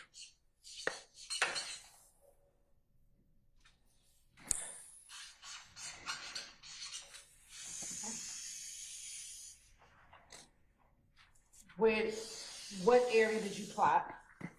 Just south of what's known as the Grady Curve. It's more north than our last location on the 75-85 connector, but it's south of the Grady Curve. It's just a little bit north of our last location.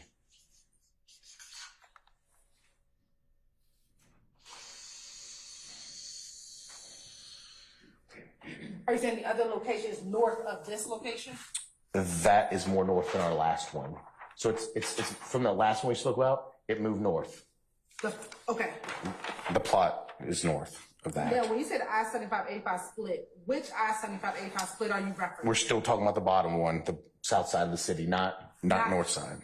Okay, so For clarity, so when you were talking about this I-75, I-85 split, are we talking about closer to the airport or closer to going towards Buckhead? I've been the entire time. Ask and answer, John. You said it was. Okay, all right, that's, I don't need any speaking objections, gentlemen. I keep telling you all that. I'll sustain your objection. Your Honor, okay. All of these were I-75, 85 South? Correct. Is that close to the airport? Yes, it is.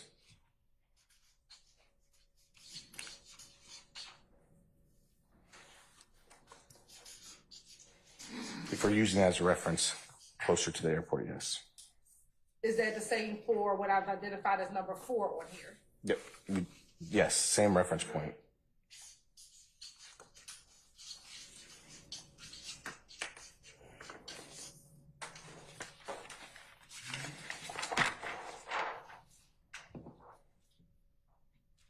Okay, so when you talk about the graded curve, which is what we're going to apply as number 6. It's south of the grade curve, correct? South, just south of the grade This is curve. just south of the graded curve. What phone number? 678-353-9229 is calling our YSL 1990 phone. Okay, sorry, 678. Yes, 353-9229.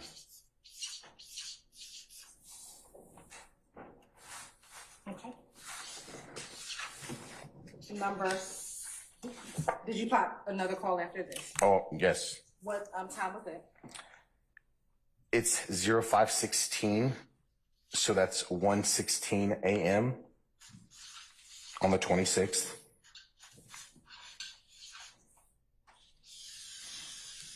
And where is the area that you plotted? It's it's just west of the I-20, I-75, I-85 connection. Just that's right at the bottom part of the graded curve. Basically, near the state capitol, just south of the state capitol, at the I-20, 75, 85 kind of intersection area.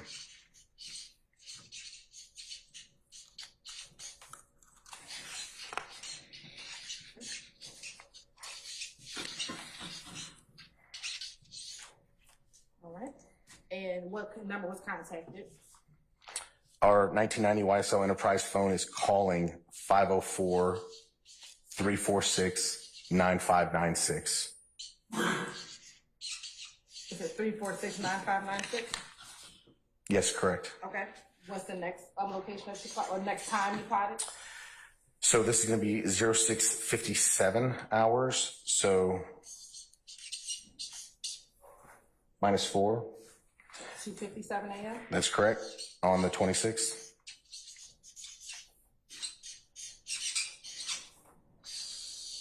What's the area of this call? So that's going to be kind of west of Georgia Tech. So we're now, if we're looking at a clock, we're now looking at like a 10 o'clock if you were drawing from the center of Atlanta out to northwest of like kind of where we're at now. Just wet, but it's western direction from like the Georgia Tech area. I could give you a better reference point if you would like. Yes, please. It's getting into the area of Brady Avenue, the compound.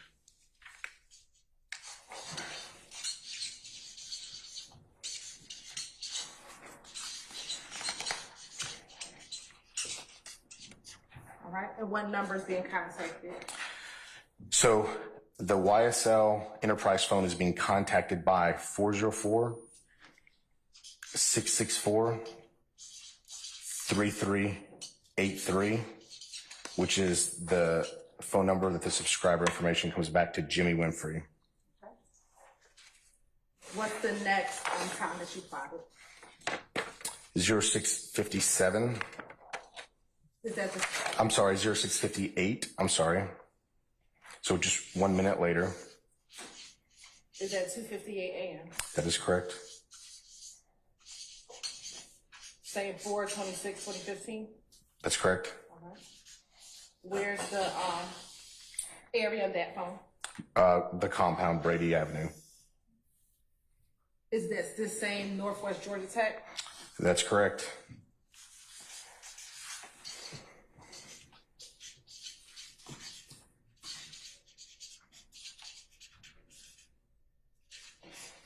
And what's the phone number? So the number calling our YSL phone number is 404-901-5726. All right. What's the next one? It's 0703. So the -4 conversion is 3:03 a.m.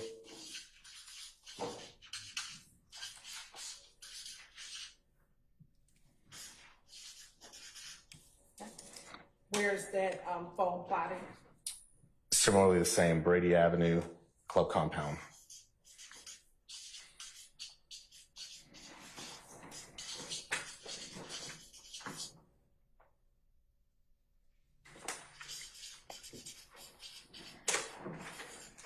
And what's the phone number?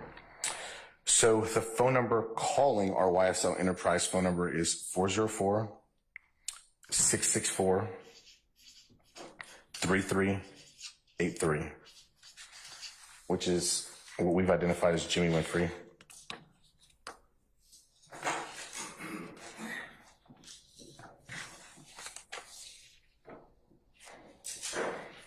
And for all these, this is where the cell tower is located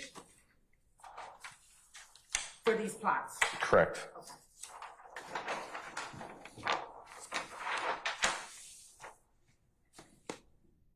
Looking at, did you plot something else after this? Oh, yes. Okay.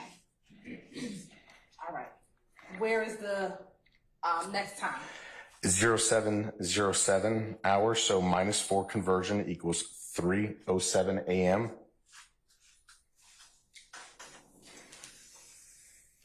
What's the location? So it's going a northwestern direction away from our area of Brady Avenue Club Compound, towards going more northwest towards 285.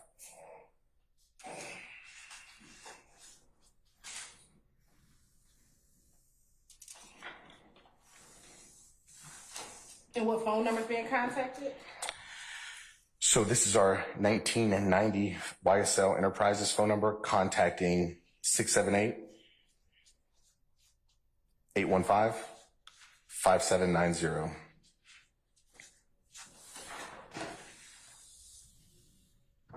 What's the next time that you plotted? 0714 hours. 0714. Correct. Okay. Which equals 3:14 a.m. On 426. on 426. Where's this plotting? It's plotting 285 at I-75. Best reference point is near the Battery Braves Stadium would be my reference point.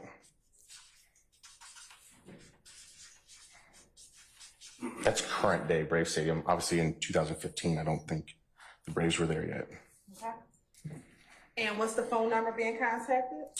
Our 1990 YSL phone number is contacting 404-664-3383 that we've identified as Mr. Jimmy Winfrey's phone number.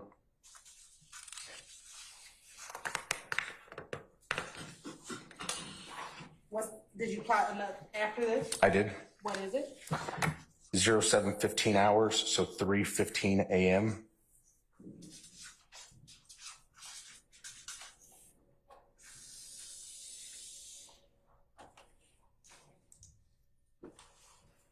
Where did you plot? It's 285 east of I-75, more towards Northside Drive would be my reference point in that direction, general area.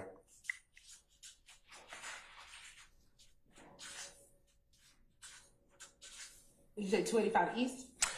Correct. So it's still on the 285 line, east of I-75. And my best reference point would be, I think it's Northside Drive is the next exit if my memory serves me.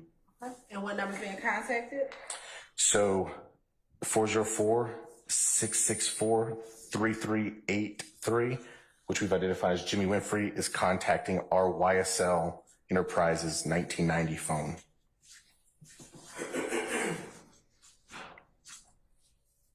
Did you plot after this? I did. What did you plot?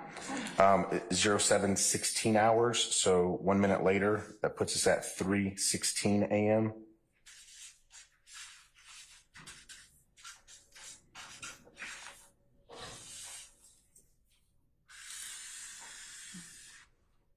Okay. So our YSL phone number, oh, I'm sorry, did you want location? Yes, please. I'm sorry, jumped ahead. We're still on the 285, going eastbound or northbound, however you want to determine it there. And it's further that northeastern direction, going towards 400. And what number is being contacted? So the YSL Enterprise phone number 1990 is contacting 706-351-7742. Okay. Did you plot after this? I did. What is that? 0718, which puts us at 3:18 a.m.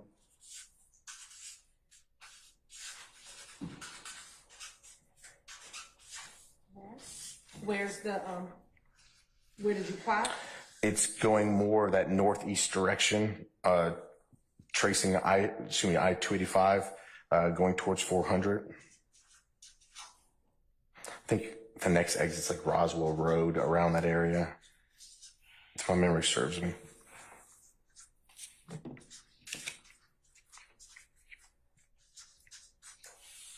And for the plot before that,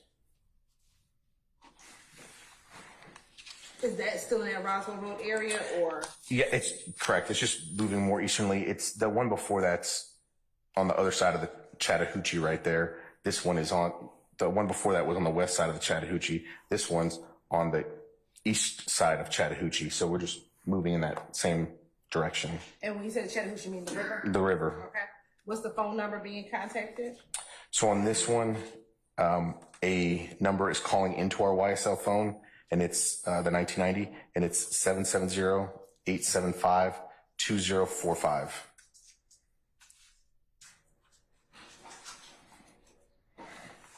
Did you plot after this? I did. What's the next one? The next phone call is at 0728, so that's 3:28 a.m.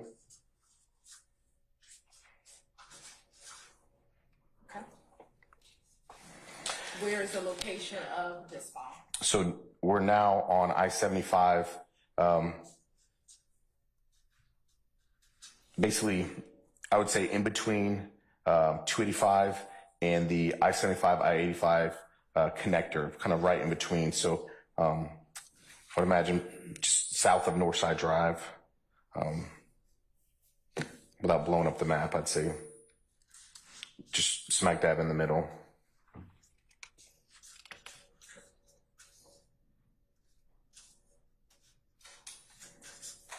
You said I-75. So smack dab in the middle, if you're tracing I-75 from 285 in the Grady curve, smack in the middle of the connector and 285, just right there in the middle on I-75.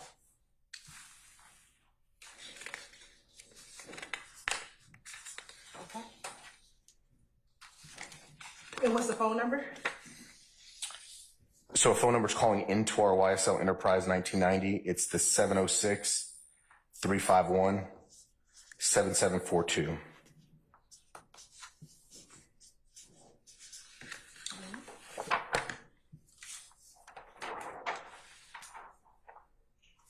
Did you plot after that? I did. What's the time? 7:36 UTC, so that puts us at 3:36 a.m. Eastern Standard Time.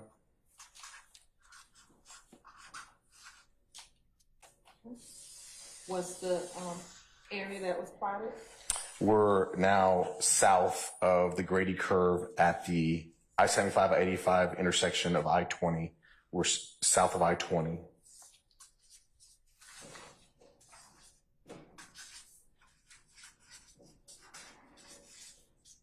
Is that still on 7585? Yeah, so on 7585, south of I-20, just coming south of the Grady curve.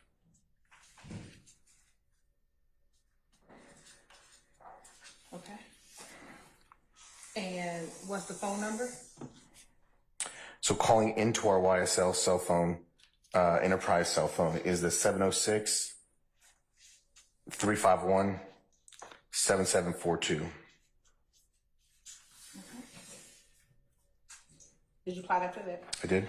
What's that? So 1 minute later, 7:37 UTC, which is 3:37 a.m.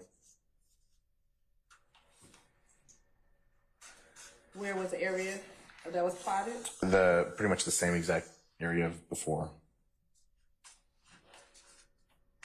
Is that I-75, I-85? Correct. South of I-20. Correct. South of the Grady curve.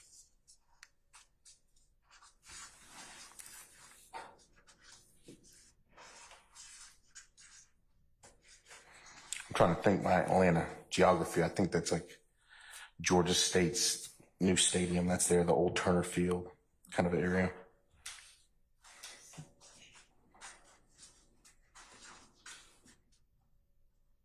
And what's the phone number? So calling into our YSL enterprise phone number is 404-901-5726.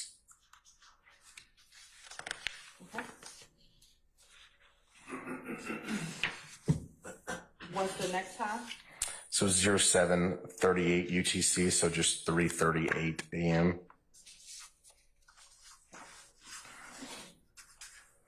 What's the location? So it's south of what we were at before. So it's on the I-75-85 interstate, south of the I-20 and Grady curve.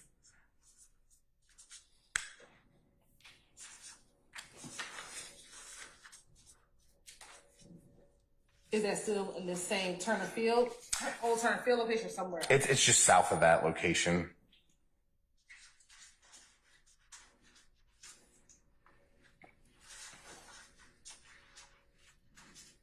What's the phone number?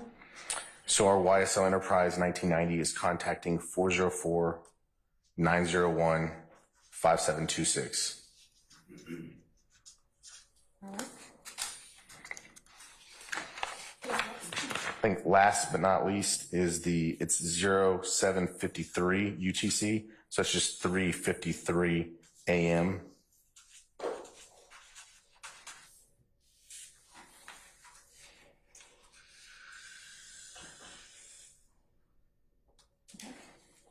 What's the area?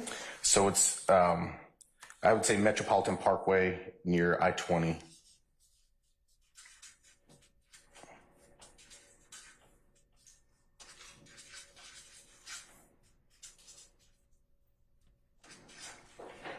And what's the phone number?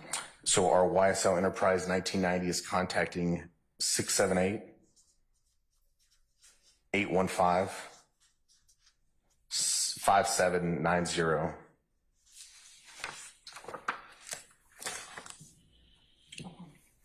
And have we identified that number? The 5790. 5790? Where's our key at? The first one? No, going back. Last one. Oh, no, it's over here. Sorry about that. 5790 is the YSL Duke.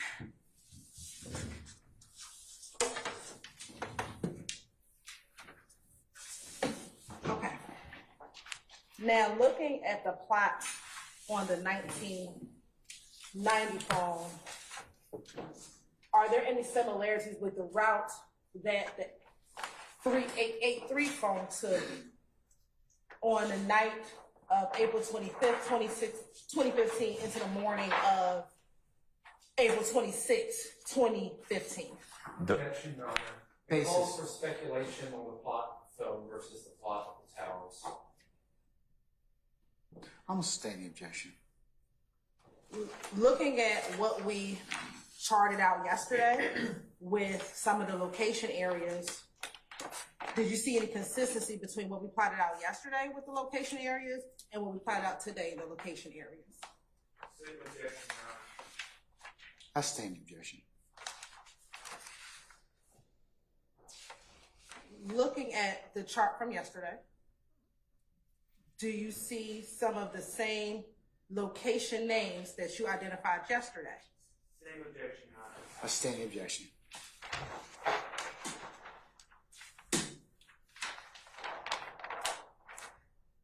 Yesterday at 2:01 a.m., did you notate that on April 26th that this phone, the 3883 phone, was in the area of Brady Avenue? Objection, Your Honor. It calls for speculation. Overruled, sir. I'll sustain as to leading, but I'm not, I'll overrule that as the answer. What time, looking at what we did yesterday, at 2:01 and 3:04, is there a notation regarding Brady Avenue? There is. And at that time, what phone number was being contacted? The 1990 YSL Enterprise phone. And based on yesterday, did you identify a particular area based on this chart that we did yesterday? I did. What was that? So that's Brady Avenue, Club Compound. Okay. Now, looking at what we just discussed,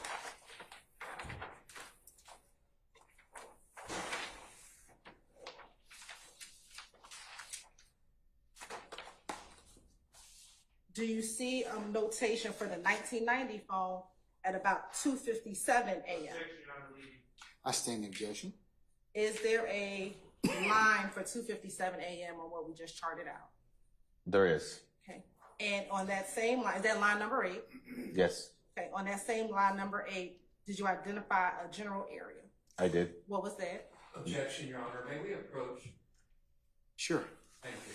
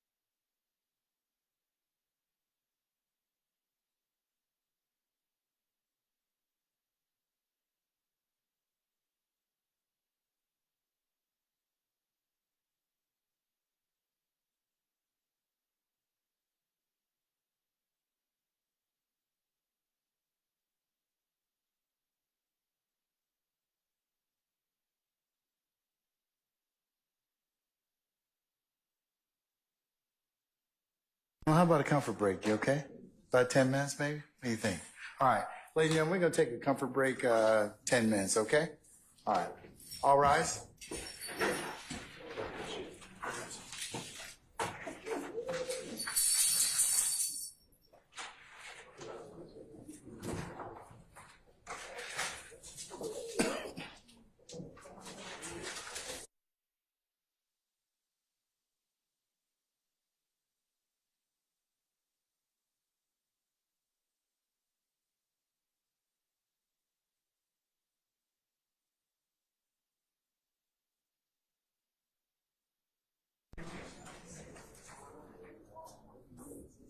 All right. Our jury is left, ladies and gentlemen.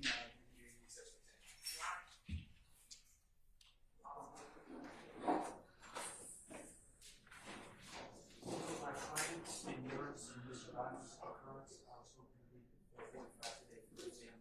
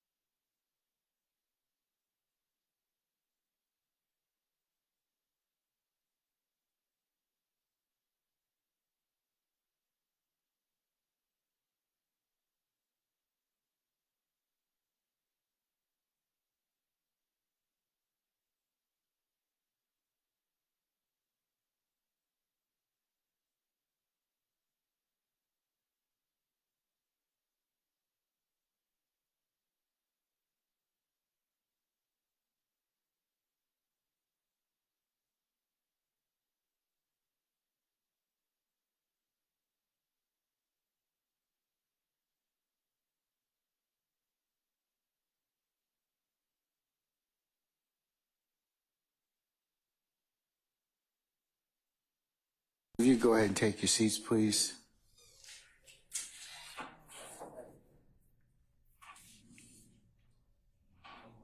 Yes, Bruce. Everybody here? No, we good. Everybody here? Yes. All right, Sergeant Brown, is everybody here supposed to, seated? I'll note for purpose of record, Mr. Sharp wished to be excused.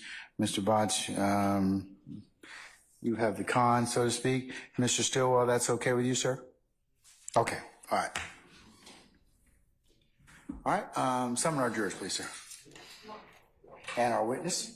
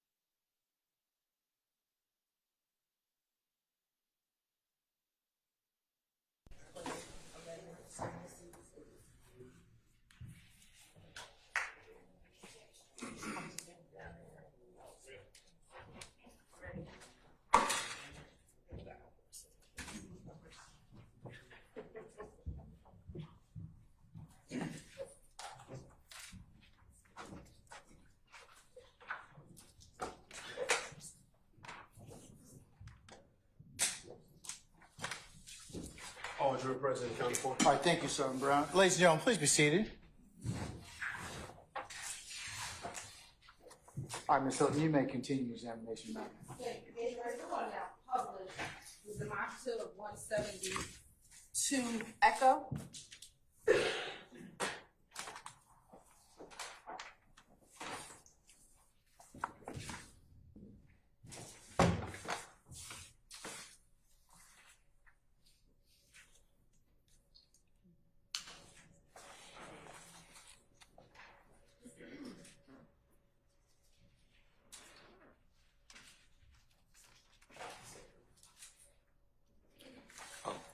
Sorry.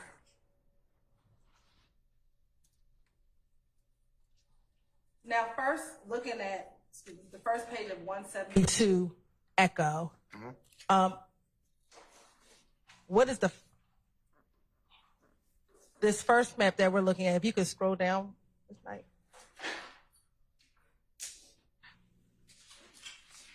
Is that the first? Is that a map of the first location that we discussed? This been admitted for demonstrative purposes only? It's been admitted for demonstrative purposes. I'm checking right now, sir. Hold on one second. 190, you said 180 what? No, 172, Your Honor, Echo. Yes, it's been, Mr. Shields, it's been admitted for demonstrative purposes only. Thank you. Now, earlier when you talked about the location, is that where what is at this location? What is at the Penn site? So, what's at the Penn site? Yes. So that's the location in which the CDRs direct me to, is the way to say it. Let me ask a more direct question. Is that a cell tower? Yes. Okay.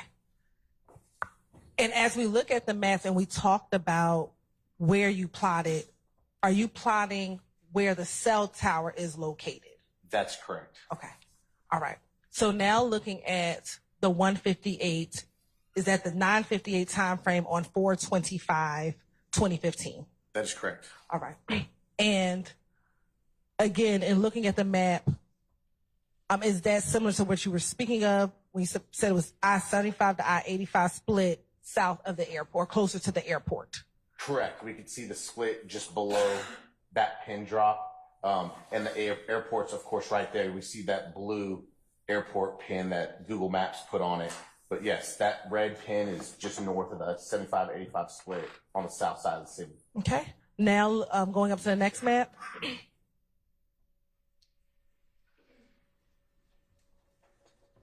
Now, is that the time for 205? Correct. Okay. And again, is that the area that you identified, the cell tower? Excuse me, let me ask you this without leading. What is the pinpoint? What is the red dot? Excuse me. Red dot's the cell tower location. And is that what you identified here as the Metropolitan Parkway area? Yes. So Metropolitan Parkway is that directly north and south, right to the. So that's going to be the Metropolitan Parkway right there. So we're north of I-75-85, and that's Metropolitan Parkway right there. So I just identified it as a reference point that it's close to the Metropolitan Parkway. And when it came to your investigation, what, if anything, was near Metropolitan Parkway? The Vault Studio. Okay. Now looking at what we identified here as number 3. And is that the 3:04 time frame? Yes, that is. And where is the red dot? So that's going to be where I described, I think, here at the courthouse, basically, west of the Grady curve, which that's the curve. And I'll say Grady's right in the middle, but that's the Grady curve, and just west of the Grady curve, kind of like where we're at now, the heart of downtown Atlanta. And is that where the cell tower is located? Correct. All right. Looking at number 4.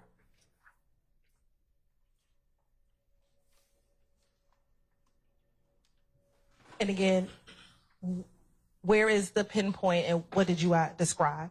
So that's what I described. It's kind of back at that, just north of the I-75-85 split on the south side. And you can use your stick. Or use the stick. So just north of that 75-85 split, and of course the airport would be like right down here again, but we're just north of that split. And for the record, are you pointing at the screen that is now showing State's Exhibit 172 Echo? That's correct. All right. Now looking at number 5, Yep. which is the 5:13 time. You can describe for jury based on the map what we discussed So at number 5. Yeah, so that's going to be the 75, as we can see, and the 85 split. And as we described it, kind of near the, so here's the airport, so we're kind of near the airport. And again, that's that 75-85 split right there. And again, is that where the cell tower is located? That's correct. All right.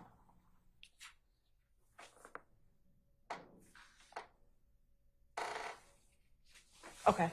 Looking at number 6, Correct. is that describe again based upon here what we're looking at number 6? Correct. So we're on the 75-85. You can break it out a little bit. We're on the 75-85 connector right here, south of I-20, south of the Grady curve, south of I-20, right here on the connector. Okay. Now, number 7.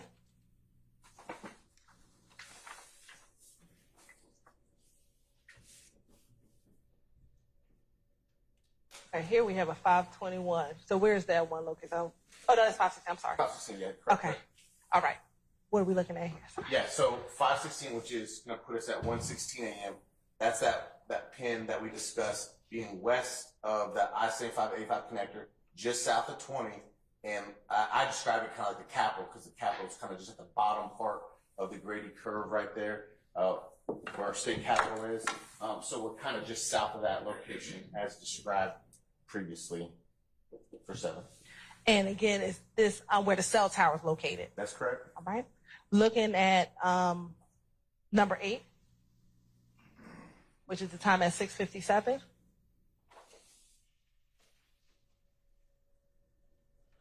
Again, if you can kind of explain or show what we're looking at in the map based upon number 8. Okay, so Georgia Tech is kind of like in this area, right in here. And the cell tower, I described it of being like northwest of Georgia Tech near Brady Avenue. So Brady Avenue is going to be right kind of generally in this area, but Georgia Tech's there. So we're looking kind of right in that area. But the cell tower, the pin is right there. Okay. And again, based on your investigation, was that the general location where the compound is? That's correct. All right. And again, is that pinpoint a cell tower location? That's a cell tower location. All right. Looking at number 9.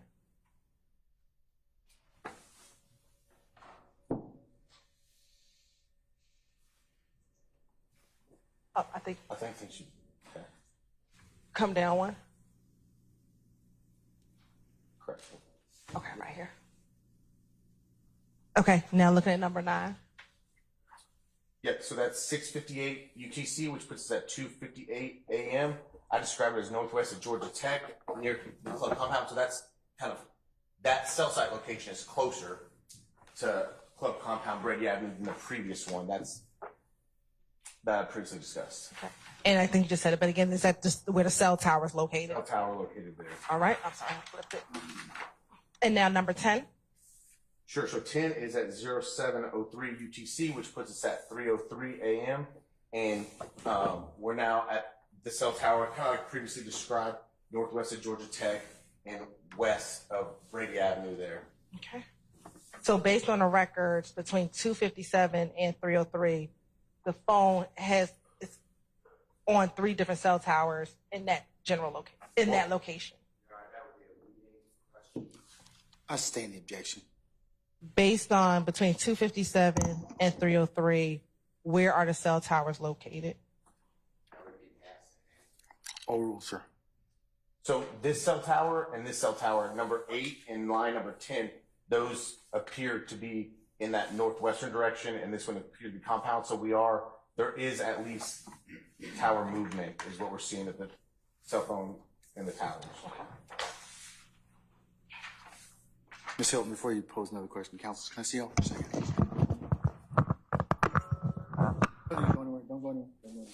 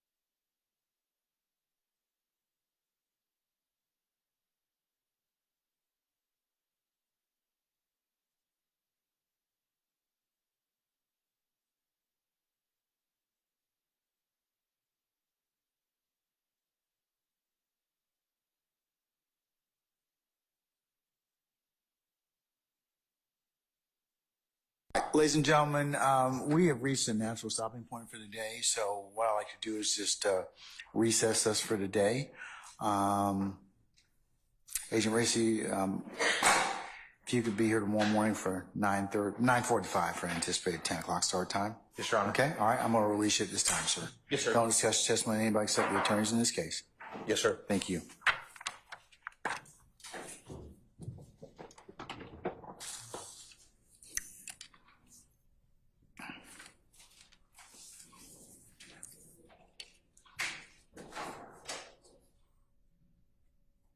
All right, ladies and gentlemen of the jury, any minister inquiry of me?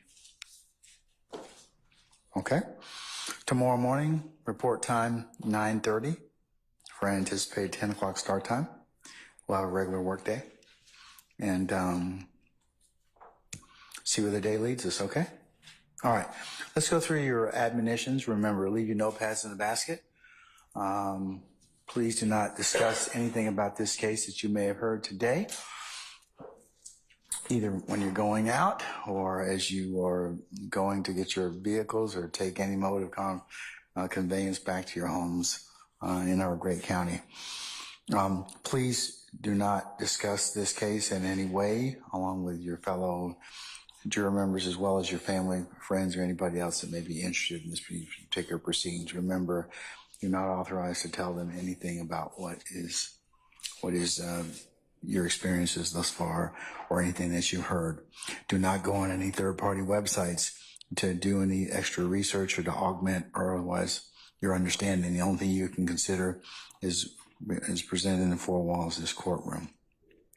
Remember, you cannot go by and visit any of the scenes or that may have been depicted or shown to you.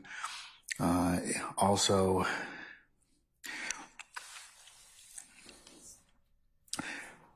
please do not allow for anybody to discuss this case within your presence and hearing.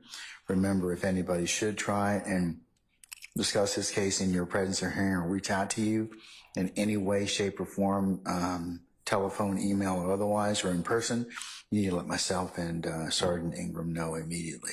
And also remember, ladies and gentlemen, it would be a violation of this court's admonitions for you to sit back there and otherwise recap testimony, get a head start, or otherwise discuss or comment or handicap any witness or witnesses that have testified in this case or speculate as to anything else you may hear. You can only consider what is lawfully presented to you within the four walls of this courtroom, and at such time and circumstances, this court will give you directions on how you to begin that process.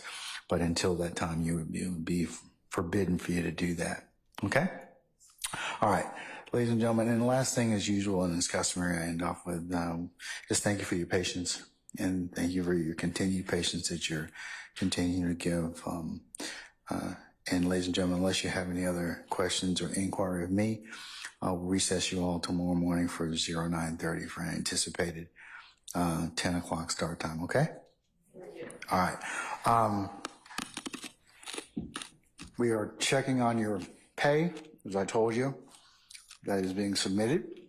And remember, if you have any issues with that, I can inquire. But let the process take, give a few days. I don't know exactly when they submit these things, but just make sure that if you don't think that you have your enumeration is correct, let me know and I know somebody. We'll check, okay? All right. Okay, unless you have anything else, ladies and gentlemen, we'll see you tomorrow morning for 09:30. All rise.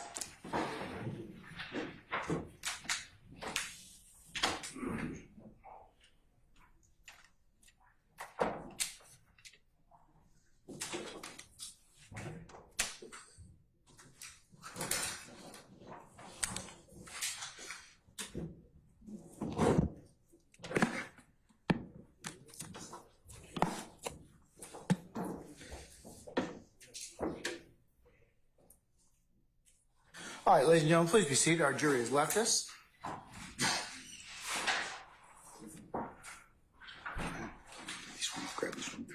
right. Ladies and gentlemen, any other minister inquiry me? So not, I'll release you till tomorrow morning. I don't have can I make a motion and just let me know if I can do this tomorrow so I don't waste the time. Is that okay? Not waste the time, but take up the time.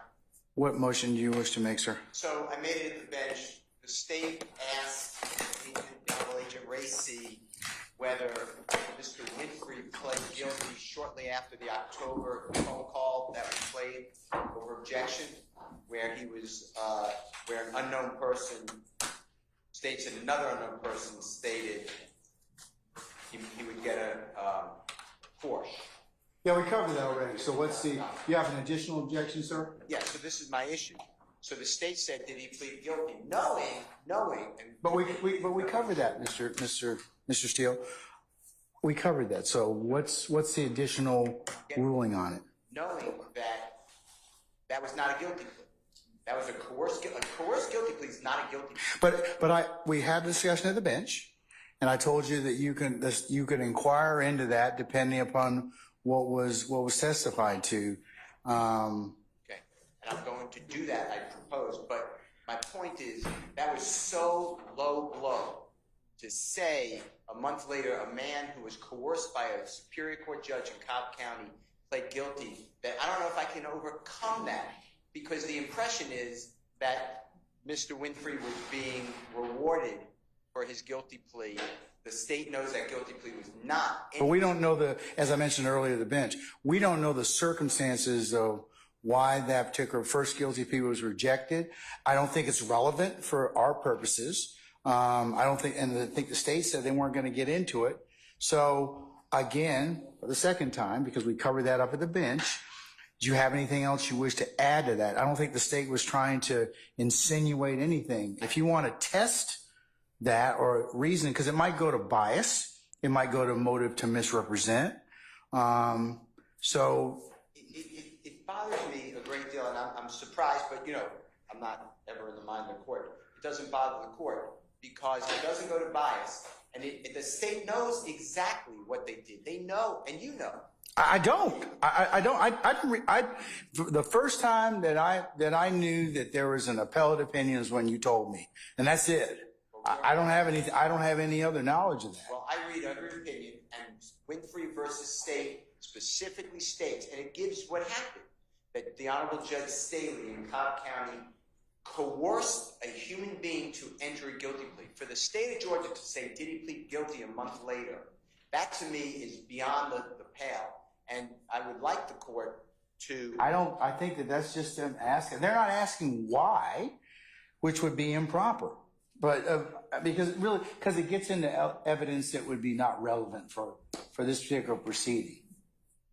I'm like so twisted in my mind. I might be tired, but I don't follow. It should have never come in. It did come in. Now I have to deal with it. You tell me on cross.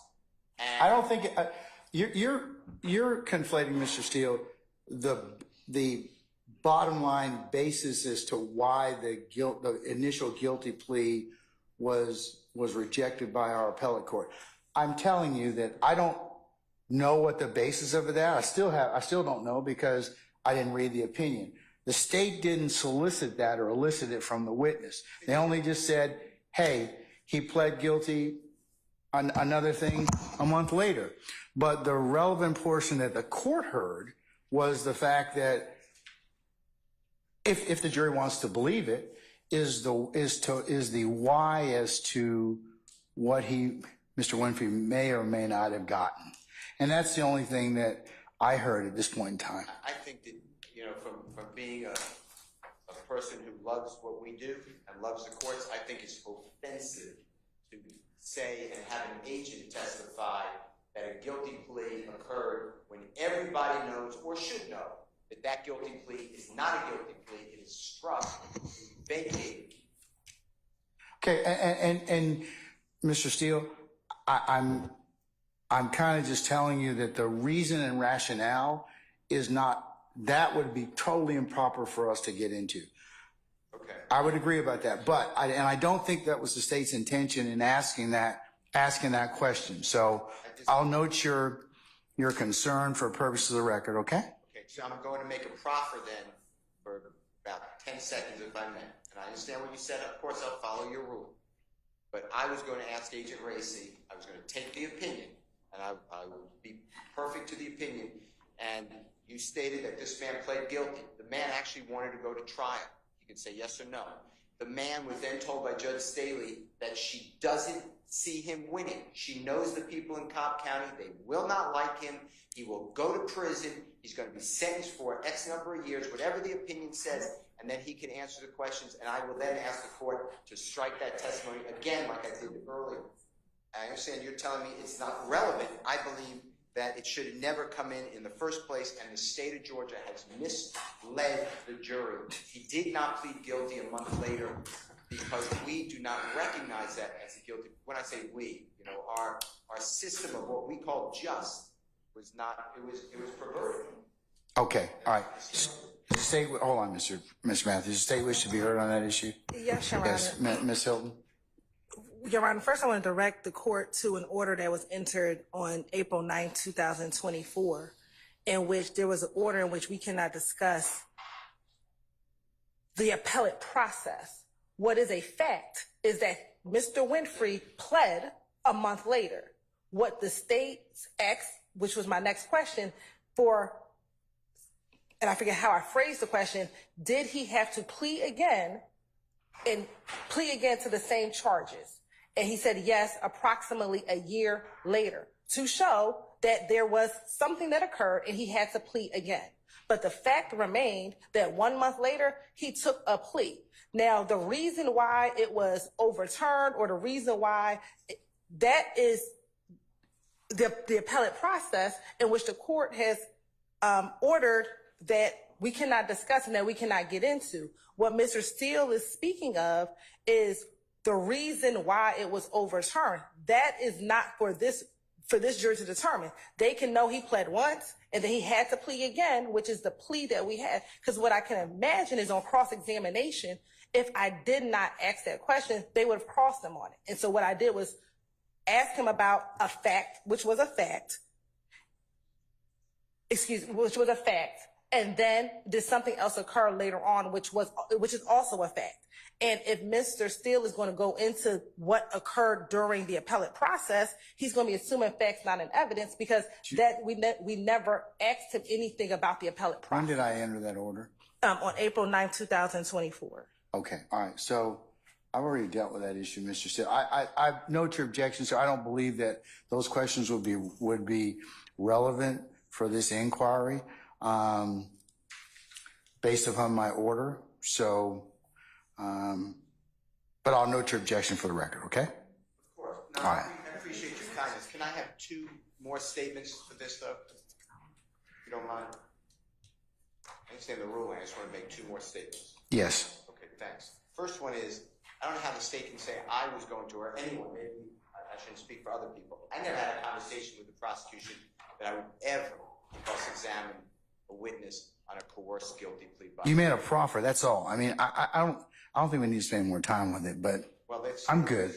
They took the wind out of the sails. I never, ever was going to do that. Number 2, based upon your ruling, I understand it, and I'd just like you to, I'm going to move for a mistrial because I can't cross in it. If it's denied, can you just do what I've been doing? I'll deny the motion for mistrial. I'll go ahead and grant you, I will note that you've asked again for mistrial before the positing of the next question, which you've done. All right. Mr. Matthews, did you have something you wanted to tell? Yes, I just wanted to chime in on that issue that has just been addressed by the court. I wanted to. Which issue, sir? That the Honorable Mr. Steele addressed with the court. Which one? The guilty plea. Okay. Or lack thereof. Okay. So essentially, Your Honor, when the state had Agent Racy on the stand, they started with the jail call. They played the jail call, give you a Porsche and $250,000. Then they identified this person shot. What did you hear him say? Heard $250,000, Porsche purchase. What was significant about that call? And then, Your Honor, the state said, now did a month later did Jimmy Winfrey plead guilty? In the testimony, the response was he pled. Mr. Steele made an ask to approach. We approached. He made his points at the bench. After he approached, that's when the state furthered their question and said, hey, did something occur a year later, and did he take another plea? So that was afterwards. So in my mind, Your Honor, that sequence of questioning by the prosecution led the jury to assume and conclude that it was after he heard $250,000, after he heard that a Porsche was going to be given to him, he pled a month later. And I don't think we can unring that. And again, the Winfrey versus State 304 Georgia 94, what Mr. Steele is saying, which I tend to agree with, is that after that Supreme Court reversed that plea, it was not a plea. It was not a guilty plea on that date when he initially pled a month later, because it was reversed. And it was reversed because the Supreme Court determined that the judge improperly, under Uniform Rules Superior Court 33.5 paragraph A, determined that she improperly involved herself in plea negotiations, and there are a number of quotes, this opportunity is going away. Okay, what does that have to do with the issue of what was just presented? I get it. The guilty plea was faulty for whatever reason. And the state knew that, and they had a responsibility to know that. This is their But we covered that on order on the 9th. We covered that at the bench. Mr. Steele already went through it. Do you have anything new you want to tell me? Just that they, on the 9th, the state knew that. They knew that before they asked that question this morning. Anything else, sir? So I'm intimating to the court that that door has been opened in our estimation. The court will have to rule on it. I don't believe that door has been opened. I believe that at this point in time, it's going to stay closed. Okay? But I'll note your objection for the record. Thank you, Judge. All right. We're in recess till tomorrow morning at 9:30. I'll see you all then, okay? All right. 9:45. Oh, well, you all need to be here at 9:30 because it takes a little while for everybody to kind of get situated. All right. I'll see you all in the morning, okay? All right. We're in recess.